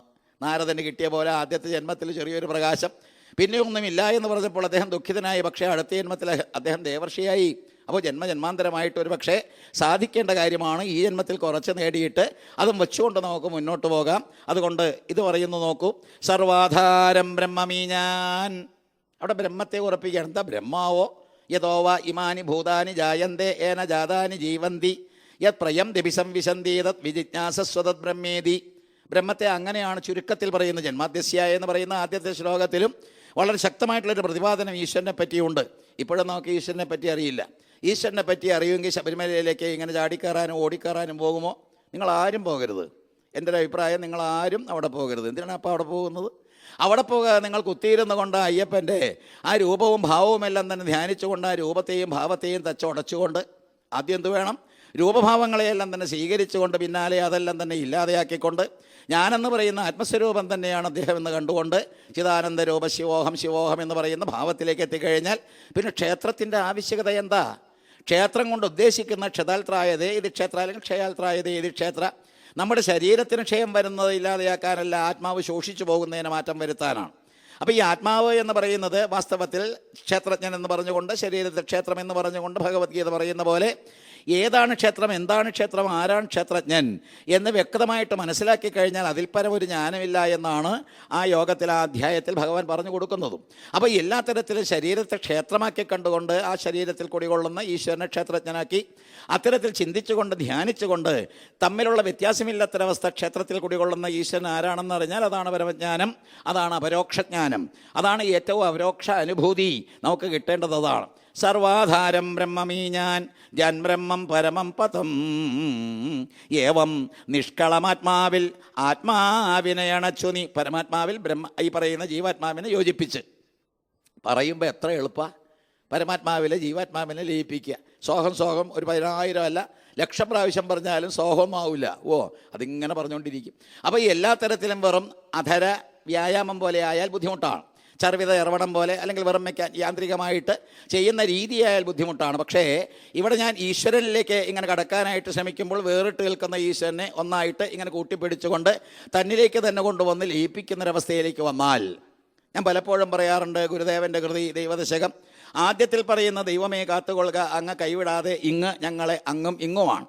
അങ്ങനെ അങ്ങും ഇങ്ങുമായിട്ട് വേറിട്ട് നിൽക്കുന്ന സമ്പ്രദായത്തിൽ നിന്ന് അങ്ങും ഇങ്ങുമല്ല എന്ന് ഒടുവിൽ പറയുന്നുണ്ട്. ആഴമേറും നിന്മഹസാമാഴിയിൽ ഞങ്ങൾ ആകവേ ആഴണം വാഴണം നിത്യം വാഴണം വാഴണം സുഖം. അവിടെയെല്ലാം തന്നെ അവസാന ഭാഗത്തേക്ക് പോകുമ്പോൾ നമ്മൾ ഓടിപ്പോവുകയാണ്. ഭാഗവത്തിലും അങ്ങനെയാണ്. അവസാനം വരുമ്പോൾ എന്താ, പ്രസാദ കൂട്ടൊക്കെ നടത്തി എന്താണ് അവഭൃത സ്നാനം ആറാട്ട് ഇതൊക്കെ നടത്തിക്കൊണ്ട് വേഗം വീട്ടിലേക്ക് പോകാം, ഗുഡ് ബൈ. ഒരു ശ്വാസം നേരെ വീണുന്ന്. അപ്പോൾ 7 ദിവസക്കാലം കൊണ്ട് സപ്താഹം നടത്തുമ്പോൾ എന്തെന്നില്ലാത്തൊരു വീർപ്പുമുട്ടലാണ്. ഈ വീർപ്പുമുട്ടലെല്ലാം തന്നെ അവസാനിക്കുന്ന ഈ ആറാട്ട് വേളയിലാണ്. എല്ലാം കഴിഞ്ഞല്ലോ. അപ്പോൾ ഇത്തരത്തിലുള്ളൊരവസ്ഥ വാസ്തവത്തിൽ വളരെ കഷ്ടമാണ്. അപ്പോൾ ഈ ഒടുവിലേക്ക് വരുമ്പോൾ ആത്മഭാവത്തെ ആർജിച്ചുകൊണ്ട് ശക്തമായിരിക്കുന്ന ആ ആഴിയിലേക്ക് ശ്രീരാമേശ്വരം സർ പറയുന്ന പോലെ ഉപ്പുവാവ കടലളക്കാൻ പോകുന്ന പോലെ ആഴത്തിലേക്ക് ആഴത്തിലേക്ക് ആഴത്തിലേക്ക് എന്ന് അതിൽ നിർമ്മഗ്നമായിട്ട് അതിൽ തന്നെ ലയിച്ച് പിന്നെ ഒരിക്കലും പൊന്തിപ്പോരാത്ത രീതിയിൽ ലയിച്ച് കഴിയുന്നൊരവസ്ഥ, അതാണ് വാസ്തവത്തിൽ നമ്മുടെ മുക്തി എന്ന് പറയുന്നൊരവസ്ഥ. ശരീരത്തെ കൊണ്ട് സാധിക്കേണ്ടതാണ്. ഏവം ഈ നിഷ്കളമാത്മാവിൽ ആത്മാവിനെ അണച്ചു നീ. നിഷ്കളം എന്ന് പറഞ്ഞാൽ കളം അല്ലാത്തത്, അല്ലെങ്കിൽ കളം അല്ലെങ്കിൽ രൂപം ഇല്ലാത്തത്. അരൂപമായ നിർഗുണമായിരിക്കുന്ന ആത്മാവിൽ നമ്മുടെ ജീവാത്മാവിനെ ലയിപ്പിച്ചുകൊണ്ട്, അതുകൊണ്ടാണ് എഴുത്തച്ഛൻ്റെ സഹായം നിങ്ങളൊന്ന് തേടുക. ഈ ഗുണകാമാത്മാവിനെയാണ് മാനസം എന്ന് പറഞ്ഞത്. ഗുണകാമാത്മാവിനെ മാനസം എന്ന് പറയുമെങ്കിൽ ഗുണകാമങ്ങൾ പോയാൽ മാനസം തന്നെയാണ് ആത്മാവ്. മനസ്സുകൊണ്ട് തന്നെ വേണം ഈ കാര്യങ്ങൾ ചെയ്യാൻ. അങ്ങനെ മനസ്സിനെ മെരുക്കിയെടുക്കുന്ന ഒരു പരുവത്തിലാക്കിയെടുക്കുന്ന സമ്പ്രദായമാണ് ഈ നൈമിഷികാരണ്യത്തിൽ നമ്മൾ ചെയ്യുന്ന. കാരണം എന്താ? യോഗ ചിത്തവൃത്തി നിരോധ. ചിത്തവൃത്തികളെ നിരോധിക്കാനായിട്ട് മനോമയമായിരിക്കുന്ന ചക്രത്തെ കറക്കി കൊണ്ടുപോകണം. അതെവിടെയാണോ ശീർണമാകുന്നത് ആ നൈമിഷികാരണ്യം, അതാണ് നമ്മുടെ പൂജനീയ ഭൂമാനന്ദ സ്വാമികളുടെ ഈ നൈമിഷികാരണ്യം. അപ്പോൾ എല്ലാ വർഷവും ഇവിടെ വരുമ്പോൾ 17 കൊല്ലമായി. പക്ഷേ ആദ്യത്തെ കൊല്ലം എനിക്ക് വരാനല്പം പേടിയുണ്ടായിരുന്നു. എന്താ കാരണം എന്ന് പറഞ്ഞാൽ, ഒന്നാമത്തെ അമ്മ മരിച്ചിരിക്കുന്ന കൊല്ലം. അതുകൂടാതെ തന്നെ ഈ ധ്രുവചരിതം പറയണം ഹെഡിങ് കണ്ടപ്പോൾ ഈ തത്വം ഇല്ലേ, ഇവിടുത്തെ പേര് വാസ്തവത്തിൽ തത്വസമീക്ഷ. അപ്പോൾ ഈ തത്വസമീക്ഷ എന്നെല്ലാം പറഞ്ഞപ്പോൾ അതുമൊക്കെ ഇങ്ങനെ പറഞ്ഞുകൊണ്ട് നടക്കുന്നുണ്ടെങ്കിൽ കൂടി സ്വാമിജിയുടെ ഏറ്റവും സമ്പന്നമായിരിക്കുന്ന ഈ സത്രവേദിയിൽ ഇവിടെ കടന്നു വന്നിട്ട് എന്തെങ്കിലുമൊക്കെ പറഞ്ഞു പോയാൽ പോരാ എന്ന് കണ്ടിട്ട് ഏതായാലും അമ്മ മരിക്കുന്നത് ഒരവസരം, അല്ല ആ മരിച്ച അവസരത്തിൽ വരണ്ട എന്നിങ്ങനെ കരുതി അങ്ങനെ ആദ്യത്തെ മുടങ്ങി. പക്ഷേ പിന്നാലെ വന്ന 16 വാസ്തവത്തിലൊരു സൗഭാഗ്യമായിട്ട് സുഹൃതമായിട്ട് എടുക്കുകയാണ്. ഇത് മെരുങ്ങാനും ഒരുങ്ങാനുമുള്ളൊരു വേദിയായിട്ട് തീർന്നു. എനിക്ക് പറയാനുള്ളത്, ഈ പറയുന്ന നൈമിഷികാരണ്യം ഇവിടം വിട്ടുപോയാലും നിങ്ങൾ കാത്തു സൂക്ഷിക്കുക. നമ്മൾ ഈ ശരീരത്തിൽ കുടികൊള്ളുന്ന ഈശ്വരചൈതന്യത്തെ വീണ്ടും ഉണർത്താനായിട്ട് ദൈനംദിനം ഉപാസനയിലേക്ക് വരിക. എനിക്ക് എൻ്റെ അനുഭവം, എൻ്റെ സീനിയർ ഒരു ബ്രാഹ്മണനാണ്, പരദേശി ബ്രാഹ്മണൻ, അതായത് തമിഴ് ബ്രാഹ്മണനാണ്. പക്ഷേ അദ്ദേഹത്തിൻ്റെ അടുക്കളയിൽ ആദ്യ കാലഘട്ടത്തിൽ ഞാൻ ചെന്നപ്പോൾ കണ്ടത് അയ്യപ്പൻ്റെ ഫോട്ടോയാണ്. കാരണം അവിടെ നിഷ്ഠയുണ്ടായിരുന്നു, അനുഷ്ഠാനമുണ്ടായിരുന്നു, അവിടെ ശുദ്ധമാണ്. മറ്റ് സ്ഥലങ്ങളെക്കാൾ ഏറ്റവും ശുദ്ധമായിട്ടുള്ള പാചകം ചെയ്യുന്ന അടുക്കളയാണെന്ന് വരുമ്പോൾ അതിൻ്റെ പരിശുദ്ധി ഒന്ന് ആലോചിച്ച് നോക്കൂ. ഇന്നത് സദ്യമല്ല. കാരണം എന്താ? അഗ്രഹാരങ്ങളെല്ലാം തന്നെ വിട്ടുപോയി. അഗ്രഹാരങ്ങളിലുണ്ടായിരുന്ന ശുദ്ധിയും അതെല്ലാം തന്നെ വിട്ടുപോയി. അവിടെയെല്ലാം തന്നെ ഈ അയ്യപ്പൻ്റെ ഫോട്ടോയെല്ലാം തന്നെ എടുത്ത് കാട്ടിക്കളഞ്ഞു. കാരണം എന്താ? അല്പം ഈ പറയുന്ന നോൺ വെജിറ്റേറിയൻ ഇല്ലാതെ ഇന്നത്തെ പിള്ളേർക്ക് പറ്റുന്നില്ല. അപ്പോൾ നമ്മളവരോട് പറഞ്ഞാലോ നമ്മളെ ശാസിക്കും, നമ്മളെ തട്ടിക്കയറും. അപ്പോൾ എല്ലാ തരത്തിലും ആചാരം അനുഷ്ഠാനം എന്ന് പറയുന്ന ഇല്ലാതെ പോയപ്പോൾ ആ ഉപാസനയ്ക്ക് വൈകല്യം സംഭവിച്ചു. അതിൻ്റെ ഫലമായിട്ട് നമുക്കൊന്നും അറിയാൻ കഴിയുന്നില്ല. വിഷാനനങ്ങളാൽ കാലിൽ കൊത്തും, വിഷാനനങ്ങളാൽ കാലിൽ കൊത്തും, ആ പന്നകത്തെയോ വിശ്വത്തെയോ നിന്നെയോ കണ്ടിടായിക ആത്മഭിന്നമായി നടക്കുതാവോ. വെട്ടൻ വരുന്ന പോത്ത്, അത് വാസ്തവത്തിൽ വെട്ടൻ വരുന്ന പോത്ത് അവിടെയും ബ്രഹ്മമാണ്, ഞാനും ബ്രഹ്മമാണ്, എല്ലാം ബ്രഹ്മമാണെന്നിങ്ങനെ പറഞ്ഞുകൊണ്ടിരുന്നാൽ വെട്ട് കിട്ടും. ശ്രീരാമകൃഷ്ണർ പറയുന്ന, പരമഹംസർ പറയുന്ന പോലെ ആനപ്പുറത്തിരുന്നു കൊണ്ട് മാറൻ പറഞ്ഞിട്ട് കേൾക്കാത്തൊരു വ്യക്തി ആനയുടെ ചവിട്ടേറ്റ പോലെ. അപ്പോൾ മുകളിലിരിക്കുന്ന ഈ ആനക്കാരനും പാപ്പാനും അയാളും ബ്രഹ്മമാണെന്നുള്ള ബോധമില്ലാതെ പോയത് അതുകൊണ്ട് അപകടമുണ്ടാക്കും. ഇതെല്ലാം തന്നെ ചിന്തിക്കേണ്ട വിഷയങ്ങളാണ്. അപ്പോൾ ഈ ബ്രഹ്മത്തെ നമ്മൾ അന്വേഷിച്ച് നടക്കുമ്പോൾ വളരെയേറെ ബുദ്ധിമുട്ടുണ്ട് എന്ന് മാത്രം. ഓച്ചിറയിൽ ചെല്ലുമ്പോൾ പോത്ത് ബ്രഹ്മമാണ്. അവിടെ കാളയെ നമ്മൾ വാസ്തവത്തിൽ പ്രത്യേക രീതിയിൽ ആരാധിക്കുന്നുണ്ട്. കാരണം ശിവൻ്റെ സ്വരൂപമായ ഓച്ചിറയിൽ വാസ്തവത്തിൽ ആ വൃഷൻ എന്ന് പറയുന്ന ധർമ്മത്തിൻ്റെ രൂപമായിരിക്കുന്ന കാളയെയും പൂജിക്കുന്നു. അപ്പോൾ ഈ ദൈവം അല്ലെങ്കിൽ ഈ ബ്രഹ്മം എന്ന് പറയുന്ന പല രീതിയിലും ഭാവത്തിലും വരും. എന്താണ് അദ്ദേഹത്തിൻ്റെ രൂപം എന്ന് പറയാൻ നിവർത്തിയില്ല. ഏതായാലും ഇവിടെ കൊത്താൻ വരുന്ന ഈ പാമ്പ്, തക്ഷകൻ എന്ന് പറയുന്ന സർപ്പം, അതും വാസ്തവത്തിൽ നീയും തമ്മിൽ യാതൊരു വ്യത്യാസമില്ല എന്നും ഈ ജഗത്ത് എന്ന് പറയുന്ന ഈ പ്രപഞ്ചത്തെയും വേറിട്ട് കാണരുത് എന്നും. അപ്പോൾ ജഗത്ത്, ഈശ്വരൻ, ഞാൻ, ജഗത്ത്, ഈശ്വരൻ, ഞാൻ എന്ന് പറയുന്ന ആ ത്രിവിധങ്ങളായിട്ടുള്ള കാര്യങ്ങൾ, അതിൻ്റെ അന്വേഷണമാണ് ആത്മവിദ്യ. ഞാൻ ആരാണ്, ഈ ജഗത്തിൻ്റെ പ്രത്യേകത എന്താണ്, അതിൽ എൻ്റേതായിട്ടുള്ള സ്ഥാനം എന്താണ്, ഈശ്വരൻ എവിടെയാണ്, അങ്ങനെ മൂന്ന് കാര്യങ്ങളും നമ്മൾ അപഗ്രഥിച്ച് പഠിക്കുന്ന ജഗത്ത്, ഈശ്വരൻ, ഞാൻ, അതെല്ലാം തന്നെ വേറിട്ട് കാണരുത് എന്ന്. ഒരിടത്ത് ഈ രാഹുൽ ഈശ്വർ എന്ന് പറയുന്ന വ്യക്തി വിളക്ക് കൊളുത്തി തരാനായിട്ട് വന്ന ഒരു സപ്താഹവേദിയിൽ, ആ ഇടയ്ക്കാണ് അദ്ദേഹത്തിൻ്റെ എൻ്റെ ദൈവം എന്ന് പറഞ്ഞുകൊണ്ട് സീരിയലിലൊരു പരിപാടി ഉണ്ടായിരുന്നു. ആ സീരിയയിലെ പരിപാടിയെല്ലാം തന്നെ ഇടയ്ക്ക് ഇങ്ങനെ കാണുന്ന എനിക്ക് തോന്നി എൻ്റെ ദൈവം എന്ന് തന്നെ വാസ്തവത്തിൽ സബ്ജക്റ്റ് എടുക്കാം. 7 ദിവസക്കാലം സപ്താഹവേദിയിൽ വൈകുന്നേരത്തെ ആ പ്രഭാഷണത്തിന് സബ്ജക്റ്റ് എൻ്റെ ദൈവം. ഈ എൻ്റെ ദൈവം എന്ന് പറയുന്നത് ഭാഗവത കഥകൾ, അത് നരസിംഹാവതാരമായാലും വരാഹാവതാരമായാലും അവതാര സ്വരൂപങ്ങളെ എല്ലാം തന്നെ വർണ്ണിച്ചുകൊണ്ട് ഒടുവിൽ വന്നിട്ട് നിർത്തുന്ന സന്ദർഭത്തിൽ ഞാൻ പറഞ്ഞു, ഇതെല്ലാം ഈ ഉള്ളി തൊണ്ടുപൊളിക്കുന്ന പോലെയാണ് എന്ന്. അബദ്ധത്തിൽ പറഞ്ഞതല്ല, മനഃപൂർവ്വം പറഞ്ഞതാണ്. ഉള്ളി തൊണ്ട് പൊളിക്കുന്ന പോലെ. അപ്പോൾ എല്ലാവരും തന്നെ വാപൊളിച്ചിരിക്കുക.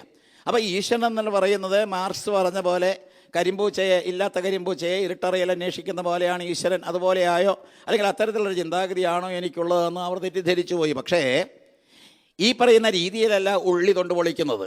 ഉള്ളി തൊണ്ട് പൊളിക്കുന്നത് എന്താ? ഓരോരോ തൊണ്ടിങ്ങനെ പൊളിച്ച് കളഞ്ഞാലും അതെല്ലാം ഉള്ളിയാണ്. എന്താ അങ്ങനെ ഉറയ്ക്കാത്തത്? നമ്മൾ ഉള്ളി എന്ന് പറയുന്നത് തൊണ്ട് പൊളിച്ച് കഴിഞ്ഞാലൊന്നും ഇല്ലാത്തൊരവസ്ഥയിലേക്ക് എത്തുമെന്നുള്ള സാധാരണ അർത്ഥമല്ല എടുക്കേണ്ടത്. ഉള്ളി എന്ന് പറയുന്ന സമഗ്രമായിരിക്കുന്ന ഉള്ളിയുടെ സ്വഭാവം, അതിൻ്റെ ഓരോ ഇലകളും കൂടി ചേരുമ്പോഴും ഉള്ളിയാണ്, ഓരോരോ ഇലകൾ മാറ്റുമ്പോഴും ഉള്ളിയാണ്. അപ്പോൾ ഈശ്വരൻ എവിടെ? ഈ ജഗത്തിൽ മുഴുവൻ കുടികൊള്ളുന്ന ഈശ്വര ചൈതന്യത്തെ, ആ ഈശ്വരനും ഞാനും തമ്മിലുള്ള ബന്ധത്തെ അത്തരത്തിലെല്ലാം തന്നെ ചിന്തിക്കണമെന്നല്ലേ ജീവൻ, ജഗത്ത്, ഈശ്വരൻ. ജീവൻ, ജഗത്ത്, ഈശ്വരൻ. അപ്പോൾ ഈശ്വരനെ നിങ്ങളിൽ എനിക്ക് കാണാൻ കഴിഞ്ഞില്ല എങ്കിൽ എൻ്റെ പ്രഭാഷണം വ്യർത്ഥമാണ്. ഞാൻ എന്തെല്ലാം പറഞ്ഞാലും അതിനെല്ലാം തന്നെ യാതൊരു അർത്ഥവ്യാപ്തിയുമില്ല. യോമാം പശ്യതി സർവത്ര സർവഞ്ചമയി പശ്യതി എന്ന് പറയുന്നൊരവസ്ഥയിലേക്ക് എത്തുമ്പോൾ മാത്രമേ ഞാൻ ഈശ്വര സാക്ഷാത്കാരം നേടുന്നുള്ളൂ. എല്ലായിടത്തും എല്ലാവരിലും ഈശ്വരനാണെന്നുള്ള ബോധം. അപ്പോൾ ഇത്തരത്തിലുള്ളൊരു ബോധം ഉണ്ടാക്കിയെടുത്തുകൊണ്ടാണ് ഈ അഹം ബ്രഹ്മപരം ധാമ ബ്രഹ്മാഹം പരമംപദം എന്നുള്ള ആ പ്രയോഗം സ്വീകരിക്കാൻ. ഞാൻ ബ്രഹ്മമാണെന്ന് പറഞ്ഞുകൊണ്ട് അഹങ്കാരിയാകാനിടയുണ്ട്. നമ്മളെല്ലാവരും തന്നെ വേനനെ പോലെയാകാനിടയുണ്ട്. വേനന് നിങ്ങൾക്കറിയാം, വേനൻ ദുഷ്ടൻ. അയാൾ വാസ്തവത്തിൽ ഈ പറയുന്ന എല്ലാ തരത്തിലും ദുഷ്ടൻ, ഞാനാണ് ഈശ്വരൻ എന്ന് പറഞ്ഞുകൊണ്ട് എല്ലാവരെയും ശാസിക്കുകയും നിഷ്കരണം എല്ലാവരെയും വാസ്തവത്തിൽ ദ്രോഹിക്കുകയും ചെയ്യുന്ന ഒരു രാജാവായിരുന്നു. അയാളെ ഹുങ്കാരം കൊണ്ട് കൊല്ലേണ്ടി വന്നു എന്നാണ്. അതിൽ നിന്നാണല്ലോ പൃഥു ചക്രവർത്തിയുടെ ജന്മമെല്ലാം. അപ്പോൾ ഈ എല്ലാ തരത്തിലും വേനനെ പോലെയാകാനോ അല്ലെങ്കിൽ അത്തരത്തിൽ ദുഷ്ട രാക്ഷസന്മാരോ ആശ്രിയ പ്രകൃതികളോ ആകാനോ അല്ല. അഹം ബ്രഹ്മപരം ധാമ എന്ന് പറഞ്ഞാൽ ഞാനാണ് ഈശ്വരൻ, അതുകൊണ്ട് എല്ലാവരും എൻ്റെ താഴെ എന്നുള്ള മട്ടിലാകാനല്ല. ദക്ഷപ്രജാപതിയുടെ സ്വഭാവമാകരുത്. ഈ പറഞ്ഞ ലൂയി 14 പറഞ്ഞ പോലെ I am the monarch of all that I survey എന്ന് അദ്ദേഹവും പറഞ്ഞു, ഞാനാണ് മൊണാർക്ക്. അപ്പോൾ ഞാനാണ് ചക്രവർത്തിയെ ഞാൻ പറയുന്നത് എല്ലാവരും സ്വീകരിക്കണം. ഹിരണ്യകശിപുവും പ്രഖ്യാപിച്ച തരത്തിലാണ്. ആ രീതിയിൽ പറയാൻ വേണ്ടിയിട്ടല്ല അഹം ബ്രഹ്മപരം ധാമ ബ്രഹ്മാഹം പരമം പദം. അത് മുൻ പ്രഭാഷകൻ വളരെയേറെ വ്യക്തമായിട്ട് ഇട്ടു തന്നു. ഞാൻ ആര് എന്ന് വ്യക്തമായിട്ടറിയാൻ ദ്വിതീയ സ്കന്ധത്തിലെ അഹമേവാസമേവാഗ്രേ എന്ന് തുടങ്ങുന്ന ചതുശ്ലോകി പഠിക്കണം. അപ്പോൾ ഈ ചതുശ്ലോകി വ്യക്തമായിട്ട് പഠിച്ചാൽ അവിടെ ഞാനെന്ന് പറയുന്ന ഈശ്വരനെ മാറ്റി നിർത്താൻ നമുക്ക് പറ്റുകയില്ല. ഞാനെന്ന് പറയുന്ന ഈശ്വരൻ മറ്റെവിടെയോ ഒരു ചില്ലുമേടയിൽ ഇരുന്ന് വടിയും കുത്തിപ്പിടിച്ച അല്ലെങ്കിൽ നമ്മളെ താക്കീത് ചെയ്തുകൊണ്ട് നിർദ്ദേശങ്ങൾ നൽകിക്കൊണ്ട് വർത്തിക്കുന്ന ഒരു ഈശ്വരനാണെന്ന് ചിന്തിച്ചാൽ അവിടെ ദ്വൈതം എന്ന് പറയുന്ന അവസ്ഥ ഒട്ടും തന്നെ അനുയോജ്യമല്ല. അദ്വൈതം എന്ന് പറയുന്ന അവസ്ഥയിലേക്ക് നമ്മൾ വരുന്നില്ല. എന്നിൽ നിന്ന് അന്യനായിട്ടുള്ളൊരു ഈശ്വരനില്ല, എന്നിൽ നിന്ന് വേറിട്ട് നിൽക്കുന്ന ദൂരെ നിൽക്കുന്നൊരു ഈശ്വരനില്ല. God is neither distant nor distinct എന്ന് സായി പറഞ്ഞത് ഒന്നുകൂടി ഓർക്കുക. God is neither distant nor distinct from you. അപ്പോൾ എല്ലാ തരത്തിലും ഈശ്വരൻ അകന്നു നിൽക്കാൻ നിവർത്തിയില്ല, ഈശ്വരൻ അകലെ പോകാനും നിവർത്തിയില്ല. അങ്ങനെ വരുമ്പോൾ ഈ പറയുന്ന ഈശ്വരൻ അങ്ങേ അറ്റത്തിങ്ങനെ മാറി നിൽക്കുകയാണ്. ദൈവദശകത്തിലെ ആദ്യത്തെ ശ്ലോകത്തിലെ പോലെ ദൈവമേ കാത്തുകൊള്ളുക, അങ്ങ് കൈവിടാതെ ഇങ്ങ് ഞങ്ങളെ. അപ്പോൾ ഏതായാലും കൈനീട്ടിപ്പിടിച്ചുകൊണ്ട് അദ്ദേഹത്തിന് കൈ വരുന്നത് നോക്കിക്കൊണ്ട് കൈകൾ രണ്ടും കൂടി ഇങ്ങനെ കൂട്ടിപ്പിടിക്കുന്നത്, അത് ശ്രമിച്ചുകൊണ്ട് ഉദ്യമിച്ചുകൊണ്ട് നിൽക്കുന്നൊരു സമ്പ്രദായം വരുമ്പോൾ അകലെ നിൽക്കുന്നൊരു ഈശ്വരനെയാണ് കാണുന്നത്. അങ്ങനെയല്ല.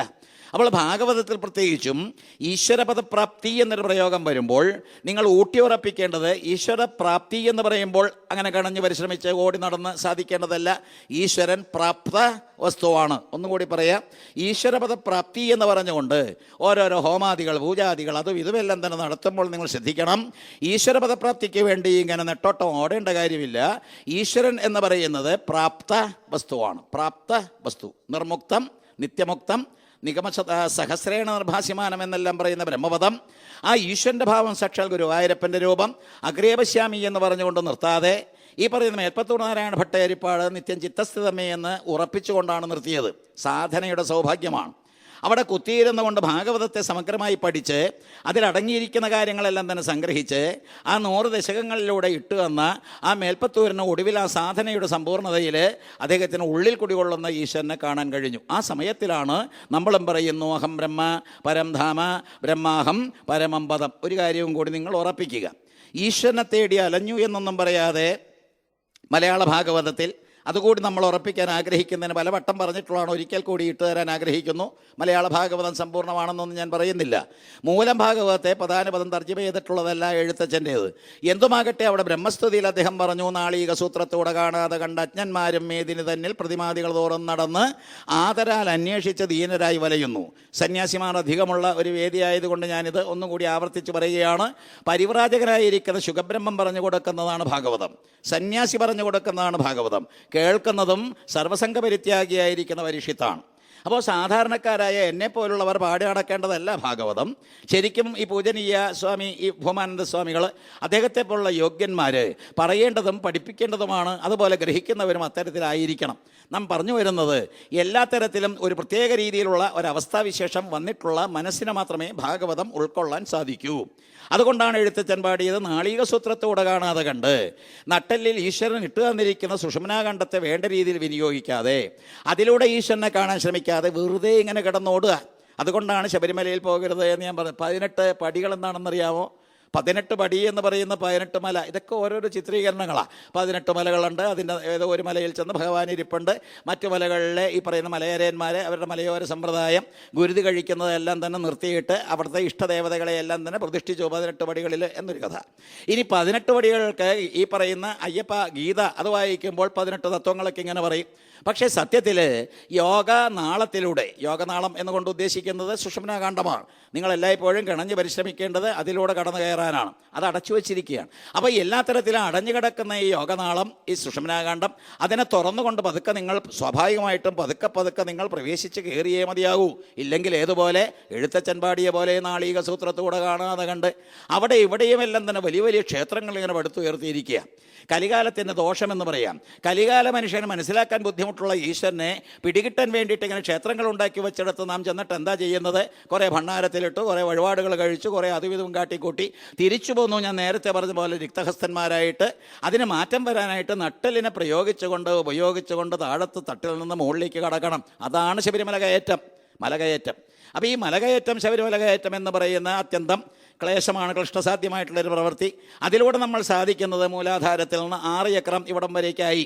ഈ 6 ചക്രം കഴിഞ്ഞാൽ വീണ്ടും തലച്ചോറിലേക്ക് കിടക്കുമ്പോൾ 12 ദ്വാദശ എന്ന് പറയുന്ന ജ്യോതിർലിംഗങ്ങളുണ്ട്. ഈ ജ്യോതിർലിംഗങ്ങളെല്ലാം തന്നെ ഇന്ത്യയിൽ അവിടെയും ഇവിടെയും പ്രതിഷ്ഠിച്ചിരിക്കുന്നത് അന്വേഷിച്ച് നടന്ന് കുറേ കാശ് കളയാമെന്ന് മാത്രമേ ഉള്ളൂ. ഗോകർണത്ത് പോകാം, രാമേശ്വരത്ത് പോകാം, ഓങ്കാരേശ്വരനെ കാണാം, സോമനാഥേശ്വരനെ കാണാം, ഇതൊക്കെ കാണാം. അങ്ങനെ എല്ലാ തരത്തിലും 12 ജ്യോതിർലിംഗങ്ങളെ ഇങ്ങനെ ഓടി നടന്ന് കണ്ടിട്ട് കുറേ കാശ് കളഞ്ഞു, ഒന്നും കിട്ടിയില്ല. കൈലാസത്തിലോ പോയി, എവിടം വരെ പോയി ആവോ. അതിൻ്റെ ഇടയ്ക്കാണ് ഹാർട്ട് അറ്റാക്ക് വന്ന് ചത്തു. ഇതെല്ലാം തന്നെ സംഭവിക്കുന്ന കാര്യങ്ങളാണ്. അപ്പോൾ ഇങ്ങനെയുള്ള കാര്യങ്ങൾക്ക് നേട്ടങ്ങളുണ്ട് എന്ന് പറയാൻ നിവൃത്തിയില്ല. പക്ഷേ നെറ്റിത്തടത്തിൽ നിന്ന് തലയിലേക്ക് കടക്കുന്നതിന് മുമ്പ് ദ്വാദശ ജ്യോതിർലിംഗങ്ങളെ, ശിവപെരുമാളിൻ്റെ ആ ജ്യോതിർലിംഗങ്ങളെ, ശിവപെരുമാൾ എന്ന് പറഞ്ഞാൽ തന്നെ പ്രകാശമാണ്, അത്തരത്തിലുള്ള പ്രകാശരൂപനായിരിക്കുന്ന ലിംഗസ്വരൂപനായിരിക്കുന്ന ശിവൻ്റെ ആ 12 ലിംഗങ്ങളെ കണ്ടു കഴിഞ്ഞാൽ നമുക്ക് തലയിലേക്ക് കടക്കാം, പരിപൂർണതയായി. അപ്പോൾ ഏതൊരു തലയിലാണോ ഈ അമൃതത്തിൻ്റെ അനുഭവം ഉണ്ടാകുന്നത്, അങ്ങോട്ടേക്ക് കടക്കാനായിട്ട് 12, 6, 18, ഈ 12, 6, 18 എന്ന് പറയുന്ന ആ യോഗ നാഡിയിലൂടെ കടന്ന് മുന്നോട്ട് പോകുമ്പോൾ കിട്ടുന്ന അത്തരത്തിലുള്ള അവസ്ഥകൾ, അല്ലെങ്കിൽ അത്തരത്തിലുള്ള ഓരോരോ പടികൾ, അത് കടന്ന് തലയിലേക്ക് ചെല്ലുമ്പോൾ നമുക്ക് കാണാൻ സാധിക്കുന്ന ചിന്മുദ്രാധാരിയായിരിക്കുന്ന അയ്യപ്പനെയാണ്. അയ്യപ്പൻ ഗുരുവാണ്. ആ അയ്യപ്പൻ ഗുരുവാണെന്ന് ചിന്തിക്കാതെ വെറുതെ കയറുകയാണ് നമ്മൾ. ചിന്മുദ്ര പിടിച്ചവൻ അദ്ദേഹം ഗുരുവാണ്, അദ്ദേഹം ദക്ഷിണാമൂർത്തി രൂപത്തിൽ തന്നെയാണ്. അപ്പോൾ ഏതൊരു വ്യക്തിയാണോ ഈ ചിന്മുദ്ര പിടിച്ചിരിക്കുന്നത് അദ്ദേഹത്തെ ഗുരുവെന്നല്ലാതെ മറ്റു യാതൊന്നും പറയാനില്ല. ദീർഘമായിട്ടുള്ള അന്വേഷണത്തിലൂടെ കണ്ടുപിടിച്ച നീ അതാണ് എന്ന് പറയുന്ന രീതിയാണല്ലോ ചിന്മുദ്രയ്ക്ക്. തള്ളവിരലെന്ന് പറയുന്ന ആ പരമാത്മ തത്വത്തെ അല്ലെങ്കിൽ ചൈതന്യത്തെ നീ എന്ന് പറയുന്ന ഈ ചൂണ്ടാണി വിരൽ കൊണ്ട് യോജിപ്പിച്ചുകൊണ്ട് ത്രിഗുണാതീതമായിരിക്കുന്ന അവസ്ഥയിൽ തുരിയ എന്ന് പറയുന്ന 4ാമത്തെ ഭാവത്തിൽ കാണുന്ന ഈശ്വരനെ കാണിച്ചു കൊടുക്കുന്ന ഗുരുവാണ് അദ്ദേഹം. അപ്പോൾ ഗുരുവാകുമ്പോൾ അദ്ദേഹത്തിന് വല്ലതും വേണോ? ഭസ്മവിഭൂഷിതനാണ്. അദ്ദേഹത്തിന് ഈ ലക്ഷക്കണക്കിന് അപ്പോരവണയൊക്കെ ഉണ്ടാക്കി ഇങ്ങനെ കൂട്ടിയിട്ടിരിക്കുക. അപ്പോൾ ഇതെല്ലാം തന്നെ വാസ്തവത്തിൽ സങ്കടം തോന്നും. എന്തിനു വേണ്ടിയിട്ടാണ് പോകുന്നതെന്ന് ചോദിച്ചാൽ ഗുരുവിനെ അന്വേഷിച്ചുകൊണ്ടാണ്. തൃപ്രയാർ തേവര് ആറാട്ടുപുഴയിലേക്ക് പോകുന്ന പോലെയാണ്. ആറാട്ടുപുഴയിലേക്ക് പോയി തൻ്റെ ഗുരുവായിരിക്കുന്ന വസിഷ്ഠനെ കണ്ട് ആ ഗുരുവിൻ്റെ അനുഗ്രഹത്തിന് പാത്രീഭൂതനാകുന്ന രാമചന്ദ്രനെ പോലെയാണ് നമ്മളെല്ലാവരും തന്നെ. നമ്മുടെ സംപൂജ്യ ഗുരു ആരാ? നമ്മുടെ സംപൂജ്യ ഗുരു നമുക്ക് ഇപ്പോൾ ജീവിച്ചിരിക്കുന്ന മഹാഭാഗ്യമാണ് പൂജനീയനായിട്ടുള്ള ശ്രീ ഭൂമാനന്ദ സ്വാമികൾ. അദ്ദേഹം നമ്മുടെ ഗുരുവരനാണ്, അദ്ദേഹമാണ് നമ്മളെ നയിക്കുന്നത്. അദ്ദേഹത്തിൻ്റെ ദീർഘവീക്ഷണത്തിൽപ്പെട്ട ഈ നൈമിഷികാരണ്യത്തിൽപ്പെട്ട് നമ്മൾ പഠിക്കുന്ന കാര്യങ്ങളെല്ലാം തന്നെ ഗുരുവിൻ്റെ അനുഗ്രഹത്തോടുകൂടി സമ്പൂർണ്ണതയിലേക്ക് എത്തുമ്പോൾ നമുക്ക് എന്തു മനസ്സിലാകും? തത്വമസി മനസ്സിലായി കഴിഞ്ഞാൽ അത് നീ എന്ന് പറയുന്നത് അത് വിട്ടുമാറിയിട്ട് അത് ഞാനെന്നിങ്ങനെ ഉറപ്പിച്ചുകൊണ്ട് അഹം ബ്രഹ്മാസ്മിയിലേക്ക് കടക്കാം. അഹം ബ്രഹ്മാസ്മിയിലേക്ക് കടക്കണമെങ്കിൽ ആദ്യം ആരെങ്കിലും പറഞ്ഞു തരണ്ടേ? അങ്ങനെ ആരെങ്കിലും പറഞ്ഞു തരുന്ന കൂട്ടത്തിലാണ് ഗുരു വന്നിട്ട് നീ അതാണ് കുഞ്ഞെ, നീ ഇങ്ങനെ നെട്ടോട്ടം ഓടിയിട്ട് കാര്യമില്ല, ഈശ്വരനെ തേടി അലഞ്ഞിട്ട് കാര്യമില്ല, ആ ഈശ്വരനെന്ന് നമ്മൾ അന്വേഷിക്കുന്ന ആ സത്യവസ്തു അത് നീ തന്നെയാണെന്നിങ്ങനെ ഉറപ്പിക്കാൻ കഴിഞ്ഞാൽ അതിലൂടെ തത്വമസി എന്ന് പറയുന്ന വാക്യത്തിൻ്റെ ആ പൊരുളിൻ്റെ അർത്ഥതലത്തിലേക്ക് എത്തുന്ന സാക്ഷാത്കാര പദവി, അതാണ് അഹം ബ്രഹ്മാസ്മി. ചുരുക്കി പറഞ്ഞാൽ 66 വയസ്സ് വരെ ജീവിച്ച ഈ പരീക്ഷിത് മഹാരാജാവ് ശുഖബ്രഹ്മം 7 ദിവസക്കാലം ഓതിക്കൊടുത്ത ഭാഗവത കഥകൾ അതെല്ലാം തന്നെ കേട്ട് അദ്ദേഹം ചെയ്ത പ്രവൃത്തി അറിയാമോ? പകൽ മുഴുവൻ കേൾക്കും, രാത്രി മനനം ചെയ്യും പോലും. അപ്പോൾ പകൽ മുഴുവൻ ഈ ശുഖബ്രഹ്മം പറഞ്ഞത് മുഴുവൻ കേട്ടിട്ട് രാത്രി ഉറങ്ങാതിരിക്കുകയാണ്. അങ്ങനെ ഉറങ്ങാതിരിക്കുന്നൊരു വ്യക്തി, ആഹാരം കഴിക്കാതിരിക്കുന്നൊരു വ്യക്തി, വെള്ളം കുടിക്കാതിരിക്കുന്നൊരു വ്യക്തി, അങ്ങനെ ഊണും ഉറക്കവും ഒക്കെ വിട്ടിട്ടിരിക്കുന്ന ആ വ്യക്തിയാണ് പ്രായോപവേശം ചെയ്തു എന്ന് ഭാഗവതം പറയുന്നത്. എന്താ കാരണം? ഒരേ ഒരു ലക്ഷ്യമേ ഉള്ളൂ, ഞാൻ ആര് എന്ന് അറിയണം. അപ്പോൾ ഈ തത്വമസി എന്നെല്ലാം തന്നെ പറഞ്ഞെങ്കിൽ കൂടി അതിന് ശക്തമായിരിക്കുന്നൊരു ഭാവം കൊടുക്കാനൊരു സാധന വേണം. അങ്ങനെ കുത്തിയിരുന്നു കൊണ്ട് സാധന അനുഷ്ഠിക്കുന്ന ഈ 66 വയസ്സുകാരനോട് ഒടുവിൽ പറഞ്ഞു അഹം ബ്രഹ്മ പരം ധാമ ബ്രഹ്മാഹം പരമം പദം. അത് ശുഗനെപ്പറ്റി പറഞ്ഞതാണെന്ന് നിങ്ങൾക്ക് തോന്നുന്നുണ്ടോ? അഹം ബ്രഹ്മ പരം ധാമ എന്നെപ്പറ്റിയാണ് എന്ന് പറഞ്ഞ ശുഗനെ പറ്റിയാ? ബൈബിള് പറയുമ്പോൾ പറയുന്നുണ്ട് ഞാൻ ഈ പറയുന്ന ക്രിസ്തു പറയുന്നുണ്ട് ഞാൻ പ്രകാശമാണ് എന്ന് പറഞ്ഞാൽ ക്രിസ്തു മാത്രം പ്രകാശമാണെന്നാണോ? അങ്ങനെ വരുമ്പോഴായി അബദ്ധം. ക്രിസ്തുവാണ് പ്രകാശം, മറ്റൊക്കെ ഇരുട്ടാണെന്നല്ല. ക്രിസ്തു എന്ന് പറയുന്ന തത്വം അല്ലെങ്കിൽ ഞാനെന്ന് പറയുന്ന ബോധം അത് പ്രകാശമാണ്, അത് വാസ്തവത്തിൽ സത്യമാണ്, അത് മാർഗമാണ്. അതേ രീതിയിൽ തന്നെയാണ് ഇവിടെയും അഹമേവാസമേവ ഏവാഗ്രേ എന്ന് പറയുന്ന ചതുശ്ലോകി പഠിക്കുമ്പോഴും അവിടെ ഞാനെന്ന് പറയുന്ന പരബ്രഹ്മമായിരിക്കുന്ന നാരായണൻ അദ്ദേഹം എല്ലായിടത്തും എല്ലാവരിലും കൂടി കൊള്ളുന്നത്. അതുകൊണ്ട് ഞാനും വാസ്തവത്തിൽ ഈ പ്രപഞ്ചത്തിൽ പണ്ടേ ഉള്ളതാണ്, ഇന്നും ഉള്ളതാണ്, എന്നും ഉള്ളതാണ്. ആ തത്വത്തിലേക്ക് പോകാതെ രക്ഷപ്പെടുകയില്ല. അപ്പോൾ ഇവിടെയും അഹം ബ്രഹ്മ പരന്ധാമ എന്ന് പറയുമ്പോൾ ഓ നമസ്കാരം, അല്ലയോ ശുഖബ്രഹ്മമേ നിന്നെയാണ് പരന്ധാമം, നിൻ്റെ അടുത്തേക്ക് ഞാനും വരാം, നിന്നെ കെട്ടിപ്പിടിക്കാമെന്ന് പറയുമ്പോൾ ഉദ്ധവരെ ഓർക്കുക. ഉദ്ധവരെന്താ പറഞ്ഞത്? അല്ലയോ ഭഗവാനെ അങ്ങ് പോകുന്നുവെങ്കിൽ ഞാൻ കൂടെ നിൻ്റെ കൂടെ വരട്ടെ. പക്ഷേ അങ്ങനെ പറയുന്നതിന് വരം ഭാഗവത്തിൽ നമ്മൾ കാണുന്നത് എന്താ? എന്നെയും കൂടി അങ്ങോട്ടേക്ക് നയിക്കണേ എന്ന, എന്നെയും കൂടി. അപ്പോൾ എന്നെയും എൻ്റെ ധാമത്തിലേക്ക് നയിക്കണമെന്ന സ്വധാമ നയ മാം അപി അപ്പം എന്നെയും കൂടി ആ സ്വധാമത്തിലേക്ക് ഇങ്ങനെ നയിക്കണമെന്ന് പറയുമ്പോൾ വ്യക്തമായി ഇദ്ദേഹത്തിനറിയാം ഭഗവാന്റെ കൂടെ നടന്ന് അങ്ങനെ പോകാൻ പറ്റുന്നതല്ല. അവനവൻ വളരെയേറെ പാടുപെട്ട് പ്രയത്നിച്ച് നേടേണ്ടതാണ് ഈ മോക്ഷം, മുക്തി എന്ന് പറയുന്നത്. അങ്ങനെ ബദരീകാശ്രമത്തിലേക്ക് പോകാൻ തുനിഞ്ഞു നിൽക്കുന്ന ആ ഉദ്ധവർക്ക് കാര്യങ്ങൾ പറഞ്ഞു കൊടുത്ത ഭഗവാൻ അദ്ദേഹം ശരീരത്തെ വിട്ടു. അദ്ദേഹം ഇങ്ങനെ മുക്തനായി, അല്ലെങ്കിൽ ആത്മഭാവത്തെ ആർജിച്ചു. അതുപോലെ ഉദ്ധവരെ, എൻ്റെ ഉത്തമ സജീവനായിരിക്കുന്ന, അല്ലെങ്കിൽ ഉദ്ധവരെ നീയും എന്ത് വേണം, ഉദ്ധരിക്കപ്പെട്ട് ആ ലക്ഷ്യമെന്ന് പറയുന്ന, മോചനമെന്ന് പറയുന്ന, യദ്ഗത്വാന നിവർത്തന്തേ എന്ന് പറയുന്ന ആത്മഭാവത്തെ ആർജിക്കണം. ഒരിക്കലും വീണ്ടും തിരിച്ചു വരാത്ത, കൂടെ വിടെ എന്ന് ചോദിച്ചുകൊണ്ട് കൂട്ടിൽപ്പെട്ട് അങ്ങനെ കഷ്ടപ്പെട്ട് ജനിച്ചും മരിച്ചും പോകുന്ന കാലഘട്ടത്തിലേക്ക് വരാതെ രക്ഷപ്പെടുക. അതാണ് അഹംധാമ പരം. ഇവിടെ പറഞ്ഞത് അഹം ബ്രഹ്മപരംധാമ ബ്രഹ്മാഹം പരമം പദം. അത് ഊട്ടി ഉറപ്പിക്കുക. അപ്പോൾ എല്ലാ തരത്തിലും ഈ 5-ാമത്തെ അധ്യായം 12-ാമത്തെ സ്കന്ധത്തിൽ വായിക്കുമ്പോൾ അങ്ങനെ ഉറപ്പിക്കാറില്ല നമ്മൾ. അത് ധ്യാനാത്മകമായിട്ടുള്ളൊരു അന്തരീക്ഷത്തിൽ വേണം. ഒരു പ്രത്യേക യോഗാത്മകത ഇതിലാവശ്യമാണ്. ഭാഗവതം തുടങ്ങുന്ന മുതൽക്ക് ഈ യോഗാത്മകതയുണ്ട്. ഈശ്വരനുമായിട്ട് താതാത്മ്യം പ്രാപിക്കുന്നതിന് യോഗമെന്നല്ലാതെ മറ്റ് യാതൊന്നും പറയാൻ നിവൃത്തിയില്ല. തലകുത്തി നിൽക്കലല്ല യോഗം, വയറിട്ടിളക്കലും യോഗയല്ല, അതൊക്കെ അഭ്യാസങ്ങളാണ്. ഈ അഭ്യാസങ്ങളെല്ലാം തന്നെ സർക്കസ് കാണിക്കുന്ന പോലെയാണ്. ഈ സർക്കസുകൾ കാണിച്ച് ശരീരം ഉത്തരം പറയേണ്ടി വരും. കേട്ടോ നിങ്ങളാവോ? ഞാനീ കിടന്ന് പോകുന്നത് കൊണ്ട് എൻ്റെ ശരീരം അതിനുത്തരം പറയണം. കുറച്ച് കാലം കഴിയുമ്പോൾ ശരീരം വാസ്തവത്തിൽ ഇതിന് ഉത്തരം പറഞ്ഞുകൊണ്ട് ഒന്നും പറയാൻ പറ്റാത്ത അവസ്ഥയിലേക്ക് വരും. കഷ്ടമാണ്. അപ്പോൾ എല്ലാ തരത്തിലും ശരീരം കൊണ്ട് ചെയ്യുന്ന പ്രവൃത്തിയാകരുത്, മനസ്സുകൊണ്ട് നടത്തുന്ന ഒരു പ്രത്യേക അഭ്യാസമാകണം. അഭ്യാസ വൈരാഗ്യാഭ്യാം തന്നിരോധ എന്ന് പറയുന്ന രീതിയിൽ മനസ്സിനെ മെരുക്കിയെടുക്കുന്നൊരു സമ്പ്രദായത്തിലേക്ക്, ഒരു സാധന സമ്പ്രദായത്തിലേക്ക് വരുമ്പോഴേ ഞാൻ പരബ്രഹ്മമാണ്, ഞാൻ ആത്മാവാണ്, ഞാൻ ഈശ്വരനാണ്, എന്നേക്കാൾ കവിഞ്ഞൊരു ഈശ്വരനില്ല, ഞാൻ തന്നെയാണ് ഈ പരബ്രഹ്മം, അഹം ബ്രഹ്മപരന്ധാമ ബ്രഹ്മാഹം പരമം പദം എന്ന് പറയുന്നൊരവസ്ഥയിലേക്ക് ഭാഗവതം നമ്മളെ എത്തിക്കുന്നു. എനിക്കൊരു സംശയം, തുടക്കം മുതൽ ധ്രുവചരിതമാണ് എനിക്ക് വരാൻ പറ്റാതെ ആ സന്ദർഭത്തിലുണ്ടായ ആ സബ്ജക്റ്റ്, ധ്രുവചരിതം 2001 മറ്റോ. അപ്പോൾ ഏതായാലും ഈ ധ്രുവചരിതം പറയാൻ പറ്റാത്ത എനിക്ക് ഇന്നിപ്പോൾ ഈ അഹം ബ്രഹ്മപരംധാമ എന്ന് പറഞ്ഞപ്പോൾ സ്വാമി കരുതി കാണും ഇയാൾ പറഞ്ഞൊക്കെ അവസാനിപ്പിക്കട്ടെ, ഇയാളുടെ പറച്ചിലൊക്കെ നമുക്ക് നിർത്താം. അപ്പോൾ ഏതായാലും പറഞ്ഞെല്ലാം തന്നെ അവസാനിപ്പിച്ചുകൊണ്ട് ഭാഗവതത്തിൻ്റെ അന്തിമ വിഷയം, മായാദർശനമെല്ലാം തന്നെ ഒരു അന്തിമ വിഷയമാണെന്ന് പറയാൻ പറ്റില്ല. മായയെ തരണം ചെയ്യാൻ വേണ്ടിയിട്ട് എന്താണെന്ന് കണ്ടുപിടിച്ച വേദവ്യാസൻ്റെ പ്രവൃത്തിയാണ് ഭാഗവതം, മായയെ തരണം ചെയ്യാൻ. അങ്ങനെ മായാതീതമായിരിക്കുന്ന ഒരവസ്ഥയ്ക്ക് വേണ്ടി കൊതിക്കുന്നൊരു വ്യക്തി മാർക്കണ്ഡേയൻ്റെ മായാദർശനം അറിഞ്ഞിരിക്കണം, പഠിക്കണം. അപ്പോൾ അതുമാത്രമേ വാസ്തവത്തിൽ അവിടെ നമ്മൾ ഗണിക്കേണ്ടതുള്ളൂ. മായയെ തരണം ചെയ്യുക.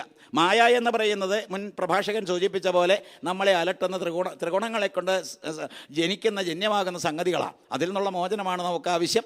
അപ്പോൾ അതിനുവേണ്ടി നിങ്ങൾ കിണഞ്ഞ് പരിശ്രമിക്കുക.